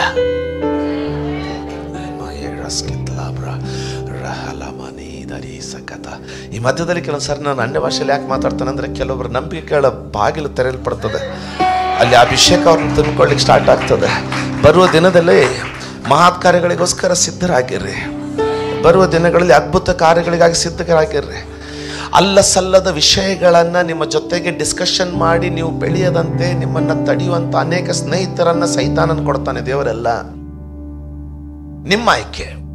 ಅದನ್ನೇ ನೀವು ಮಾತಾಡ್ಕೊಳ್ತಾ 24ರಲ್ಲೂ ಅದೇ ಸಾಲ, ಅದೇ ತೊಂದರೆ, ಅದೇ ಅನಾರೋಗ್ಯ, ಅದೇ ಅಸಮಾಧಾನ ಕೂತ್ಕೊಂಡಿರ್ತಿರೋ, ಅಥವಾ ಸಭೆ ಯಾವ ವೇಗದಲ್ಲಿ ಏಳಿಗೆ ಹತ್ರ ಹೋಗ್ತಾ ಇದೆಯೋ ಅದನ್ನೆಲ್ಲ ಬದಿಗಿಟ್ಟು ಪ್ರಾರ್ಥನೆಯಲ್ಲಿ ತೊಡಗಿ ಸಾಧಿಸಿಕೊಂಡು, ಏನೋ ಈ ವರ್ಷದ ನಂತರ ಅವರೇ ಸಾಕ್ಷಿ ಕೊಡ್ತಾರೆ, ಈ ವರ್ಷದ ಮೊದಲನೇ ಮನೆ ಖರೀದಿ ಆಯಿತು ಒಬ್ಬರದ್ದು ಸಭೆಯಲ್ಲಿ. ಇನ್ನು ಬಾಗಿಲುಗಳು ತೆರೆಯಲ್ಪಟ್ಟು ಎತ್ತಲ್ಪಡುವಿಕೆ ಸ್ಟಾರ್ಟ್ ಆಗಿದೆ. ಅರ್ಥ ಆಗ್ತದೆ. ಆಶೀರ್ವಾದಗಳು, ನುಡಿದಂಥ ಆಶೀರ್ವಾದಗಳನ್ನು ಆತನು ಪ್ರಾರಂಭ ಮಾಡಿದ್ದಾನೆ. ಯೆಹೋಷಾಫಾಟ ನಿರ್ಧರಿಸಿದಂತೆ, ನನ್ನ ಸ್ನೇಹ, I will not depend upon my alliance countries, ನಾನು ನನ್ನ ಒಪ್ಪಂದವಿರುವಂಥ ದೇಶಗಳ ಜೊತೆಗೆ ನಾನು ಆತ್ಕೊಳ್ಳೋದಿಲ್ಲ, ನಾನು ಯೆಹೋವನೊಬ್ಬನನ್ನೇ ಆತ್ಕೊಳ್ತೇನೆ. ಯೆಹೋವನನ್ನು ಆತ್ಕೊಳ್ಳುವಾಗ ತಕ್ಷಣ ನಿಮ್ಮಿಂದ ಬರುವಂಥ ಮೊದಲನೇ ಪ್ರತಿಕ್ರಿಯೆ ಏನಂತಾರೆ ಉಪವಾಸ. ಯಾರಾದ್ರೂ ಉಪವಾಸದಲ್ಲಿದ್ದಾರೆ ಅಂದ್ರೆ ಇವರು ಯೆಹೋವನ ಮೇಲೆ ಆತ್ಕೊಳ್ತಾ ಇದ್ದಾರೆ ಅಂತ ಅರ್ಥ. ಖಂಡಿತವಾಗಿ ಯೆಹೋವನ ಮೇಲೆ ಇವರು ಆತ್ಕೊಳ್ತಾ ಇದ್ದಾರೆ. ನಿರ್ಣಯಿಸಿಕೊಂಡು ಯೆಹೂದ್ಯರೆಲ್ಲರೂ ಉಪವಾಸ ಮಾಡಬೇಕೆಂದು ಪ್ರಕಟಿಸಿದನು. ಸಂಪೂರ್ಣವಾಗಿ ದೇವರ ಮೇಲೆ ಆತುಕೊಂಡ. ಇನ್ನು ಉಳಿದ ಅರ್ಧ ಗಂಟೆಯಲ್ಲಿ ಇದರ ಆಳವನ್ನು, ಇದರ ಮುಂದಿನ ಸಂಗತಿಗಳನ್ನು ನಿಮಗೆ ಹಂಚಿಕೊಂಡು ಆರಾಧನೆಯಲ್ಲಿ ದೇವರು, ಈಗಾಗಲೇ ವಾಗ್ದಾನವನ್ನು ಹೇಳಿದ್ದೀನಿ. ಏನಂದರೆ ಈ ತಿಂಗಳು ಅದು ಈಗ ಬರಲಿಕ್ಕಿದೆ, ಈಗ ಬರುವ ಮುಂದಿನ ವಚನದಲ್ಲಿ ಬರಲಿಕ್ಕಿದೆ. ಈ ತಿಂಗಳು ಕರ್ತನು ನಿಮಗೆ ನುಡಿಯುವುದೇನೆಂದರೆ, ಫೆಬ್ರವರಿ ಮಂತ್ ಏನಪ್ಪ ಅಂತಂದ್ರೆ ನೀವು ನಿಮಗೆ ಯೆಹೋವನ ಆತ್ಮನು ನುಡಿಯುವುದೇನಂತಂದರೆ, ಯಾವ ಬಲ ಆಗಲಿ, ಯಾವ ಮನುಷ್ಯನಾಗಲಿ, ಯಾವ ಸ್ತ್ರೀ ಆಗಲಿ ನೀನು ಆತ್ಕೊಳ್ಬೇಕಾಗಿಲ್ಲ. ಆತನು ಇನ್ನೂ ಜೀವಂತವಾಗಿದ್ದಾನೆ, ಆತನು ಇನ್ನೂ ಅರಸನೇ ಆಗಿದ್ದಾನೆ, ಆತನು ಇನ್ನೂ ನಿಮ್ಮನ್ನ ಕೈ ಹಿಡಿದು ಕಟ್ಟಲಿಕ್ಕೆ ಸಾಧ್ಯವುಳ್ಳ ಒಡೆಯನಾಗಿದ್ದಾನೆ. ಈ ತಿಂಗಳು ನನಗೆ ಬಹಳ ಎಕ್ಸೈಟ್ಮೆಂಟ್, ಸಂತೋಷ ಆಗ್ತಾ ಇದೆ ಒಳಗಡೆ. ಏನಪ್ಪ ಅಂದರೆ, ಪ್ರಾಕೃತಿಕದಲ್ಲಿ ಅನೇಕ ಮುರಿಯಲ್ಪಟ್ಟಂಥ ಅನುಭವಗಳಿಂದ ನಾವು ಹಾದು ಹೋಗ್ತಾ ಇದ್ರು ಸಹ ಆತ್ಮದಿಂದ ದೇವರು ತನ್ನ ಸೇವೆಯನ್ನು, ತನ್ನ ಸಭೆಯನ್ನು, ತನ್ನದನ್ನು ಸುಂದರವಾದ ರೀತಿಯಲ್ಲಿ ಕಟ್ಟಲಿಕ್ಕೆ ಆತನ ಮುಂದೆ ಹೋಗ್ತಾ ಇದ್ದಾನೆ. Is continuing building. ಸಂಪೂರ್ಣವಾಗಿ ಆತನ ಮೇಲೆ ಹತ್ಕೊಳ್ಳುತ್ತೆ. ದೇವರೇ ಕೊಟ್ಟಂಥ ದುಡ್ಡು ಅವ್ರಿಗೆ ಎಷ್ಟು ಕೇಳಿದ್ರು ಕೊಡ್ತಾ ಇಲ್ಲ, ನೀನು ಮಾತ್ರ ಅದನ್ನು ನನಗೆ ತಿರುಗಿ ದಯಪಾಲಿಸಲಿಕ್ಕೆ ಸಾಧ್ಯ. ಆತನ ಮೇಲೆ ಆತುಕೊಳ್ಳುವ ತಿಂಗಳು. ಆತುಕೊಳ್ಳುವವರನ್ನು ಎಂದೂ ಆತನು ಬಿಡೋದಿಲ್ಲ. ನಮ್ಮ ನಿರೀಕ್ಷೆ ಮನುಷ್ಯರ ಮೇಲಿದ್ದಾಗ ಏನಾಗುತ್ತೆ, ನಮ್ಗೆ ನಿರಾಶೆ ಆಗ್ತದೆ. ಕೇಳ್ತಾ ಇದ್ದೀರಾ, ದೊಡ್ಡ ಸೇನೆ ಬಂದಿದೆ, ಈತನಿಗೆ ಏನ್ ಮಾಡೋಕೆ ಗೊತ್ತಿಲ್ಲ. ಈತನ ನಿರ್ಧರಿಸಿದ, ನಾನು ಏನಪ್ಪಾ ಅಂದ್ರೆ ಸಂಪೂರ್ಣವಾಗಿ ಯೆಹೋವನೊಬ್ಬನನ್ನೇ ಆಶ್ರಯಿಸಿಕೊಳ್ತೇನೆ. ಅವನು ನಮ್ಮನ್ನಿಟ್ಟರೆ ನಾವು ಜೀವಂತವಾಗಿರ್ತೀವಿ. ಇಲ್ಲದೆ ಹೋದರೆ ಈ ವೈರಿಗಳು ನಮ್ಮನ್ನು ನಾಶ ಮಾಡಲಿ, ಆದರೆ ನಾವು ಮಾತ್ರ ಎಡಗಡೆ ಆಗಲಿ ಬಲಗಡೆ ಆಗಲಿ ಸಹಾಯ ಕೇಳಲಿಕ್ಕೆ ಹೋಗೋದಿಲ್ಲ ಅಂತ ಹೇಳಿಬಿಟ್ಟು ಉಪವಾಸವಾಗಿ ಕರ್ತನ ಸನ್ನಿಧಿಯಲ್ಲಿ ಬಿದ್ದುಕೊಂಡ್ಬಿಟ್ರು. ನಾನೀಗ ಅದನ್ನು ಸಮಯದ ಕೊರತೆ ನಿಮಿತ್ತವಾಗಿ ಆತನ ಪ್ರಾರ್ಥನೆಯನ್ನು ಓದೋದಿಲ್ಲ. ಆತನ ಪ್ರಾರ್ಥನೆಯಲ್ಲಿಯೂ ಸಹ ಬಹಳ ಆಳವಾದಂಥ ಪ್ರಾರ್ಥನೆ ಇದೆ. ಆ ಪ್ರಾರ್ಥನೆ ಇದೆ. 4ನೇ ವಚನದ ಯೆಹೋವನ ಸಹಾಯ ಆದರೆ ಅವರು ಪ್ರಾರ್ಥಿಸಿದ ಪ್ರಾರ್ಥನೆಯನ್ನು ನೀವು ಮನೆಯಲ್ಲಿ ಓದ್ಕೊಳ್ಬೇಕಿದ್ರೆ, ಆದರೆ ಅವರು ಪ್ರಾರ್ಥಿಸಿದ ವಿಧಿಯನ್ನು ನಾನು ನಿಮ್ಮ ಜೊತೆಗೆ ಹಂಚ್ಕೊಳ್ತೀನಿ. ಯಾರಾದ್ರೂ 13ನೇ ವಚನ ನೋಡ್ತೀರಾ? 2ನೇ ಪೂರ್ವಕಾಲ ವೃತ್ತಾಂತ 20ನೇ ಅಧ್ಯಾಯ 13ನೇ ವಚನ. ಎಲ್ಲಾ ಯೆಹೂದ್ಯರು ಅವರ ಹೆಂಡತಿ ಮಕ್ಕಳು ಯೆಹೋವನ ಸನ್ನಿಧಿಯಲ್ಲಿ ನಿಂತಿದ್ದರು. ಕೇಳ್ತಾ ಇದ್ದೀರಾ? ಓಕೆ, ಇದನ್ನು ಸ್ವಲ್ಪ ಅರ್ಥ ಮಾಡಿಕೊಳ್ಳೋಣ, ಕೇಳಿ. ಏನು ಸಹಾಯ ಇಲ್ಲದೆ ಇರುವಾಗ, ಎಲ್ಲ ಗತಿ ಬಿದ್ದು ಹೋಗಿದೆ ಅಂತ ಅನಿಸ್ತಾ ಇದ್ದಾಗ, ಯೆಹೂದ್ಯರು ತಮ್ಮ ಹೆಂಡತಿ ಮಕ್ಕಳನ್ನ ಕರ್ಕೊಂಡು ಎಲ್ಲರೂ ದೊಡ್ಡ ಗ್ರೌಂಡಲ್ಲಿ ಅಥವಾ ಆಲಯದ ಅಂಗಳದಲ್ಲಿ ದೇವರ ಕಡೆಗೆ ಬೇಡಿಕೊಳ್ಳೋದಕ್ಕೆ ಸೇರಿದ್ದಾರೆ. ಅಂದ್ರೆ ಅದರ ಅರ್ಥ ಏನಪ್ಪಾ ಅಂತಂದ್ರೆ, ಇದೀರಾ? ಅದರ ಅರ್ಥ ಏನಪ್ಪಾ ಅಂತಂದ್ರೆ, ದೇವರೇ ನಿನ್ ದಯೆ ಉಂಟಾಗ್ಲಿ, ಈ ಮಕ್ಕಳನ್ನ ನೋಡು. ಅಂದ್ರೆ it's an act of helplessness, ಒಂದು ಅಸಹಾಯಕತೆಯ ಪ್ರತಿಕ್ರಿಯೆ ಅದು. ನಾವು ಹೇಳ್ತೀವಲ್ಲ, ಅಟ್ಲೀಸ್ಟ್ ಈ ಮಕ್ಕಳನ್ನಾದ್ರೂ ನೋಡಿ ಇನ್ನೂ ಸ್ವಲ್ಪ ದಿವಸ ತಡೀರಿ ಅಂತ ಹೇಳ್ತೀವಲ್ಲ, ಸಾಲಗಾರ ಆಗಲಿ ಏನು ಹೇಳ್ತಾನೆ, ಕೆಲವರು ಹೇಳ್ತಾ ಇರ್ತಾರಲ್ಲ. ಹಾಗೆ ಅದನ್ನ ತಪ್ಪು ವಿಷಯದ ಮುಂದೆ ಬರೋದಕ್ಕಿಂತ ದೇವರ ಮುಂದೆನೇ ನೇರವಾಗಿ ಬಂದು ಕರ್ತನ ಸನ್ನಿಧಿಯಲ್ಲಿ ಬಂದು ಅವರು ತನ್ನ ಹೆಂಡತಿ ಮಕ್ಕಳ ಜೊತೆಗೆ ನಿಂತ್ಕೊಂಡು ಹೇಳ್ತಾರೆ, ಸ್ವಾಮಿ ನಮ್ಮ ಮೇಲೆ ದಯೆ ಇರಲಿ, ಇವರನ್ನು ನೋಡು, ಈ ಅಸಹಾಯಕರನ್ನ ನೀನು ಕಾಣು, ಇವರಿಗೆ ಗತಿ ಏನು. ಒಂದು ನನಗೆ ಹಳೆ ಒಡಂಬಡಿಕೆಯಲ್ಲಿ 1ನೇ ಪೂರ್ವಕಾಲ ವಿಮೋಚನಾ ಕಾಂಡದ ಒಂದು ವಚನ ನೆನಪಾಗ್ತದೆ. ಏನಪ್ಪಾ ಅಂದ್ರೆ, ದೇವರ ಮುಂದೆ ಅವ್ರು ಪಶ್ಚಾತ್ತಾಪ ಪಡುವಾಗ ಕರ್ತನ ಹೇಳಿದಂತೆ ವಿಮೋಚನಾ ಕಾಂಡದಲ್ಲಿ, ಅವರು ತಮ್ಮ ಒಡವೆಗಳನ್ನೆಲ್ಲ ತೆಗೆದು ಉಪವಾಸವಾಗಿದ್ದು ನನ್ನ ಸನ್ನಿಧಿಯಲ್ಲಿ ಬರಲಿ, ಅವರ ಪರವಾಗಿ ನಾನು ಏನು ಮಾಡಬೇಕು ಯೋಚಿಸ್ಕೊಳ್ತೀನಿ ಅಂತ. ಅಂದ್ರೆ ದೇವರ ಆತ್ಮನ ಏನ್ ಹೇಳ್ತಾ ಅಂದ್ರೆ, ದೇವರು ಹೇಳೋದೇನಂತಂದ್ರೆ, ತಮ್ಮ ಸ್ಥಾನಮಾನವನ್ನು ಬಿಟ್ಟು ತಮ್ಮನ್ನು ಬರಿದು ಮಾಡಿಕೊಳ್ಳಿ, ತಮ್ಮನ್ನು ತಗ್ಗಿಸ್ಕೊಳ್ಳಿ. ಈ ಪಾಠ ಯೆಹೋಷಾಫಾಟನಿಗೆ ತಕ್ಷಣ ತಲೆಯಲ್ಲಿ ಬಂದದ್ದಲ್ಲ, ವಿಮೋಚನಾ ಕಾಂಡದಲ್ಲಿ ಓದಿ ತಿಳ್ಕೊಂಡಿದ್ದ. ಆತನ ಗೊತ್ತಿದೆ, ಆತನ ಪೂರ್ವಿಕರು ಐಗುಪ್ತ ದೇಶದಿಂದ ಹೊರ ಬರುವಾಗ ವೈರಿಗಳು ಅವ್ರ ಮೇಲೆ ಬಂದಾಗ, ಅವರು ಪಾಪ ಮಾಡಿದಾಗ, ಅವರು ನಾಶ ಮಾಡಿಬಿಡ್ತೇನಂತ ತಂದೆ ಆದ ದೇವರು ನುಡಿದಾಗ, ಯೆಹೋವನು ನುಡಿದಾಗ, ಮೋಶೆ ಅವ್ರಿಗೆ ಹೇಳ್ತಾ ಇದ್ದಾನೆ, ನಿಮ್ಮ ಎಲ್ಲ ಬಂಗಾರ ಬೆಳ್ಳಿಯನ್ನ ನೀವೆಲ್ಲ ತೆಗೆದು ಹಾಕಿ, ಭಯಂಕರ ಬಂಗಾರ ಬೆಳ್ಳಿ ಹಾಕೊಂಡು ಹೊರಟಿದ್ರು ಅವ್ರು ಅರಣ್ಯದಲ್ಲಿ. ನಿಮ್ಗೆ ಐಡಿಯಾ ಇಲ್ಲ ನಿಮ್ಗೆ. ನಾವು ಒಂದ್ಸಾರಿ ಅದ್ರ ಬಗ್ಗೆ ಹಂಚ್ಕೊಳ್ತೀನಿ. ಈಗ ಇವತ್ತು ಸಾಯಂಕಾಲ ಅದ್ರ ಬಗ್ಗೆ ಮುಖ್ಯವಾಗಿರೋದಕ್ಕೆ ಸಿಕ್ಕಾಪಟ್ಟೆ. ಯಾಕಂತಂದ್ರೆ ಅಲ್ಲಿ ವಿಮೋಚನಾ ಕಾಂಡದಲ್ಲಿ ಬರೆದದೆ, ಯೆಹೋವನು ಐಗುಪ್ತರ ದೃಷ್ಟಿಯಲ್ಲಿ ಅವರಿಗೆ ದಯೆಯನ್ನ ದಯಪಾಲಿಸಿದನು. The Lord gave them favour in the eyes of the Egyptian and told them every man to ask his neighbour and every woman to ask his neighbour. ಪ್ರತಿಯೊಬ್ಬ ಪುರುಷನಿಗೆ ನಿನ್ನ ನೆರೆಯವರಿಂದ ಕೇಳು, ಪ್ರತಿಯೊಬ್ಬ ಸ್ತ್ರೀಗೆ ನಿನ್ನ ನೆರೆಯವರಿಂದ ಕೇಳು ಎಂಬುದಾಗಿ ಹೇಳಿದ. ಅವರು ಕೇಳಿದಾಗ ಅವರು ನೆನೆಸೋದಕ್ಕಿಂತಲೂ ವಿಪರೀತವಾಗಿ ಅವರಿಗೆ ಸುರಿದ್ರು ಜನ. ಅರಣ್ಯದಲ್ಲಿ ಹೋಗುವಾಗ ಸಿಕ್ಕಾಪಟ್ಟೆ ಬಂಗಾರ ಬೆಳ್ಳಿ ಅವ್ರ ಮೇಲಿದೆ. ಸೊ ದೇವರು ಹೇಳ್ತಾ ಇದ್ದಾನೆ, ಅದನ್ನೆಲ್ಲ ತೆಗೆದು ಮೂಲೆಯಲ್ಲಿಟ್ಟು ಬರಿದಾಗಿ ಬಾ ಅಂತ ಹೇಳು. That is a position of helplessness. ಅದು ಏನಪ್ಪಾ ಅಂದ್ರೆ, ನಮ್ಮ ಅಸಹಾಯಕತೆಯ ಒಂದು ಕ್ರಿಯೆ ಅಥವಾ ಒಂದು ರಿಫ್ಲೆಕ್ಷನ್, ಒಂದು ಪ್ರತಿಬಿಂಬ. ಸ್ವಾಮಿ ನೀನಿಲ್ಲದೆ ನನ್ನಲ್ಲಿ ಎಂಥದ್ದು ಇಲ್ಲ ಅಂತ. ಸೊ ಏನು ಇಲ್ಲದೆ ಬಂದು ಆತನ ಮುಂದೆ ಹೆಂಡತಿ ಮಕ್ಕಳು ತಗೊಂಡಾದ್ರೆ, ಅಂದ್ರೆ ಈ ಒಬ್ಬ ಗಂಡಸು, ಒಬ್ಬ ಪುರುಷನು ಸಹ ಯೆಹೋವನಿಗೆ ಏನ್ ಹೇಳ್ತಾ ಇದ್ದಾನಂದ್ರೆ, ಸ್ವಾಮಿ ಇವರನ್ನ ನೀನು ಕೊಟ್ಟಿದ್ದೀಯಾ, ಆದ್ರೆ ಇಂಥ ಘೋರ ಪರಿಸ್ಥಿತಿಯಲ್ಲಿ ಇವರನ್ನ ಸಂರಕ್ಷಿಸುವುದು ನನ್ನ ಕ್ಷಮತೆ ಅಲ್ಲ, ನಾನು ದೇವರಲ್ಲ, ನೀನೇ ಇವರನ್ನ ಸಂರಕ್ಷಿಸಬೇಕೆಂಬುದಾಗಿ ಅಧೀನಪಡಿಸ್ತಾ ಇದ್ದಾನೆ. ಕೆಲವೊಂದು ಸಾರಿ ನಮ್ಮ ಪ್ರಾರ್ಥನೆ ಅಷ್ಟು ಆಳವಾಗಿರ್ಬೇಕು. ಕೆಲವು ಸಾರಿ ನಮ್ಮ ಪ್ರಾರ್ಥನೆಯಲ್ಲಿ ಅಷ್ಟು ನಾವು ಆತನಲ್ಲಿ ತಗ್ಗಿಸ್ಕೊಂಡವರಾಗಿ ಪ್ರಾರ್ಥಿಸೋರಾಗಿರ್ಬೇಕು. ಆವಾಗ ಏನಾಯ್ತಂದ್ರೆ, ಆಸಾಫನ ಮಗನಾದ ಲೇವಿಯನಾದ ಆಸಾಫನ ಮಗನಾದಂಥ 14ನೇ ವಚನ ನೋಡಿ. ಆಸಾಫನ ಮೊಮ್ಮಗ ಹಜಯೀಲನ ಮೇಲೆ ಯೆಹೋವನ ಆತ್ಮವು ಬಂದಿತ್ತು. 14ನೇ ವಚನ ನೋಡಿ. ಆಗ ಸಮೂಹದೊಳಗೆ ಆಸಾಫನ ವಂಶದವನಾದ ಲೇವಿಯ ಮತನನಿಗೆ ಹುಟ್ಟಿದ ಹಗಿಯೇಲನ ಮರಿಮೊಮ್ಮಗನು, ಬೆನಾಯನ ಮೊಮ್ಮಗನು, ಜಕರಯನ ಮಗನು ಆದ ಹಜೀಯಲ ಮೇಲೆ ಯೆಹೋವನ ಆತ್ಮವು ಬಂದಿತ್ತು. ಅವನು ಎಲ್ಲ ಯೆಹೂದ್ಯರೇ, ಯೆರೂಸಲೇಮಿನವರೇ, ಅರಸನಾದ ಯೆಹೋಷಾಫಾಟನೇ, ಯೆಹೋವನು ಹೇಳುವುದನ್ನು ಕೇಳಿರಿ. ಈ ಮಹಾ ಸಮೂಹದ ನಿಮಿತ್ತವಾಗಿ ಕಳವಳಗೊಳ್ಳ. ವಾವ್, ಏನಾದ್ರೂ ಅನ್ನಿಸ್ತದ ಅದನ್ನು ಓದುವಾಗ? ನನ್ನ ಒಳಗಡೆ ಬಹಳ ಬಲ ಅನ್ನಿಸ್ತಾ ಇದೆ. ಎಲ್ಲ ವಾತಾವರಣ ಕೆಟ್ಟ ಹೋಗಿರ್ಬೋದು ನಿಮ್ಮ ಜೀವನದಲ್ಲಿ, ಬಹಳ ಕೆಟ್ಟಾದ ವಾತಾವರಣದಲ್ಲಿ ಇವತ್ತು ನಾವು ನಡೆದು ಹೋಗ್ತಾ ಇದ್ದೀವಿ. ಆದ್ರೆ ವಾಕ್ಯ ಏನಂತ ವಾಗ್ದಾನ ಮಾಡಿದೆ ಅಂದ್ರೆ, ನೀನು ಜಲ ಪ್ರವಾಹದಲ್ಲಿ ಹಾದು ಹೋಗುವಾಗಲೂ ಅದು ನಿನ್ನನ್ನ ಮುಳುಗಿಸದು.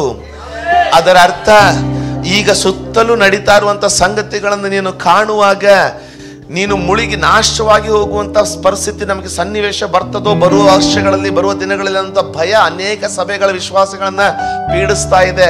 ಆದರೆ ವಾಗ್ದಾನ ನೆನಪಿಟ್ಕೊಳ್ಬೇಕು. ಯಾಕೆ ಅದನ್ನ ನೋಡಿ ತೋರಿಸ್ತೀನಿ, ಇವ್ರು ಹೆಂಗೆ ನೆನಪಿಟ್ಕೊಂಡ್ರಂತ ತೋರಿಸ್ತೀನಿ.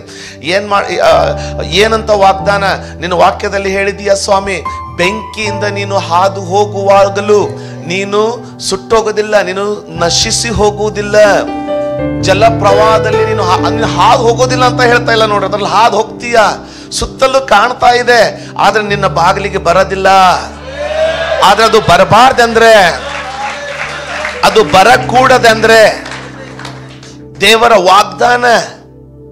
ಮೊದಲೇ ಸಾಯಂಕಾಲ ಈ ತಿಂಗಳಿನ ಮೊದಲನೇ ಸಂಗತಿ ನೆನಪಿಟ್ಕೊಳ್ಳಿ, ಸಂಪೂರ್ಣವಾಗಿ ನಮ್ಮ ಬಲವನ್ನ ತ್ಯಜಿಸಿ ಆತನ ಮುಂದೆ ಬರಿದಾಗಿ ಬರುವಾಗ, ಬೇರೆ ಯಾವುದನ್ನು ಆತುಕೊಳ್ಳದೆ ಯೆಹೋವನನ್ನೇ ನಾನು ಆತ್ಕೊಳ್ತೇನೆ, ನನ್ನೊಬ್ಬನನ್ನೇ ನಾನು ಆತ್ಕೊಳ್ತೇನೆ ಅಂತ ಬರುವಾಗ. ಎರಡನೇದಾಗಿ ದೇವರ ಆತ್ಮನ ನೋಡಿ ಅವ್ರ ಜೊತೆ ಮಾತನಾಡಿದ ಈ ದೊಡ್ಡ ಸಮೂಹನ ನೋಡಿ ನೀನು ಎದೆಗುಂದಬೇಡ, ಕಳವಳಗೊಳ್ಳಬೇಡ, ಹೆದರಬೇಡಿರಿ. ಯುದ್ಧವು ನಿಮ್ಮದಲ್ಲ, ದೇವರದೇ. ಬ್ಯೂಟಿಫುಲ್ ಅಲ್ವಾ?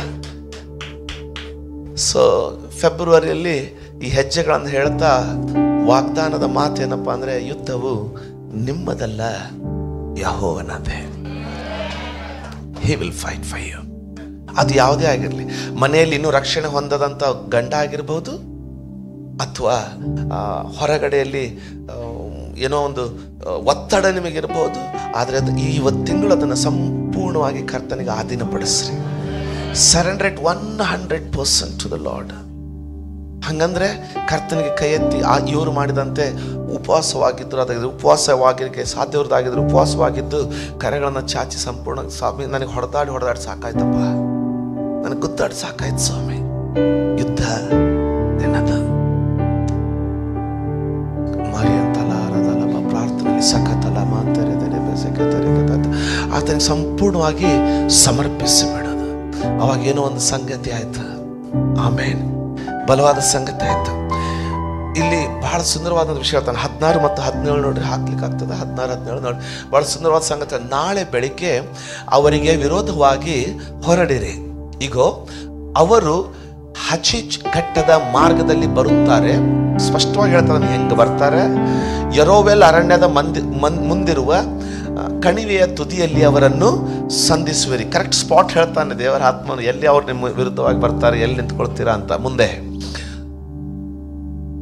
ಈ ಸಾರಿ ನೀವು ಯುದ್ಧ ಮಾಡುವುದು ಅವಶ್ಯವಿಲ್ಲ. ಈ ಸಾರಿ ನೀವು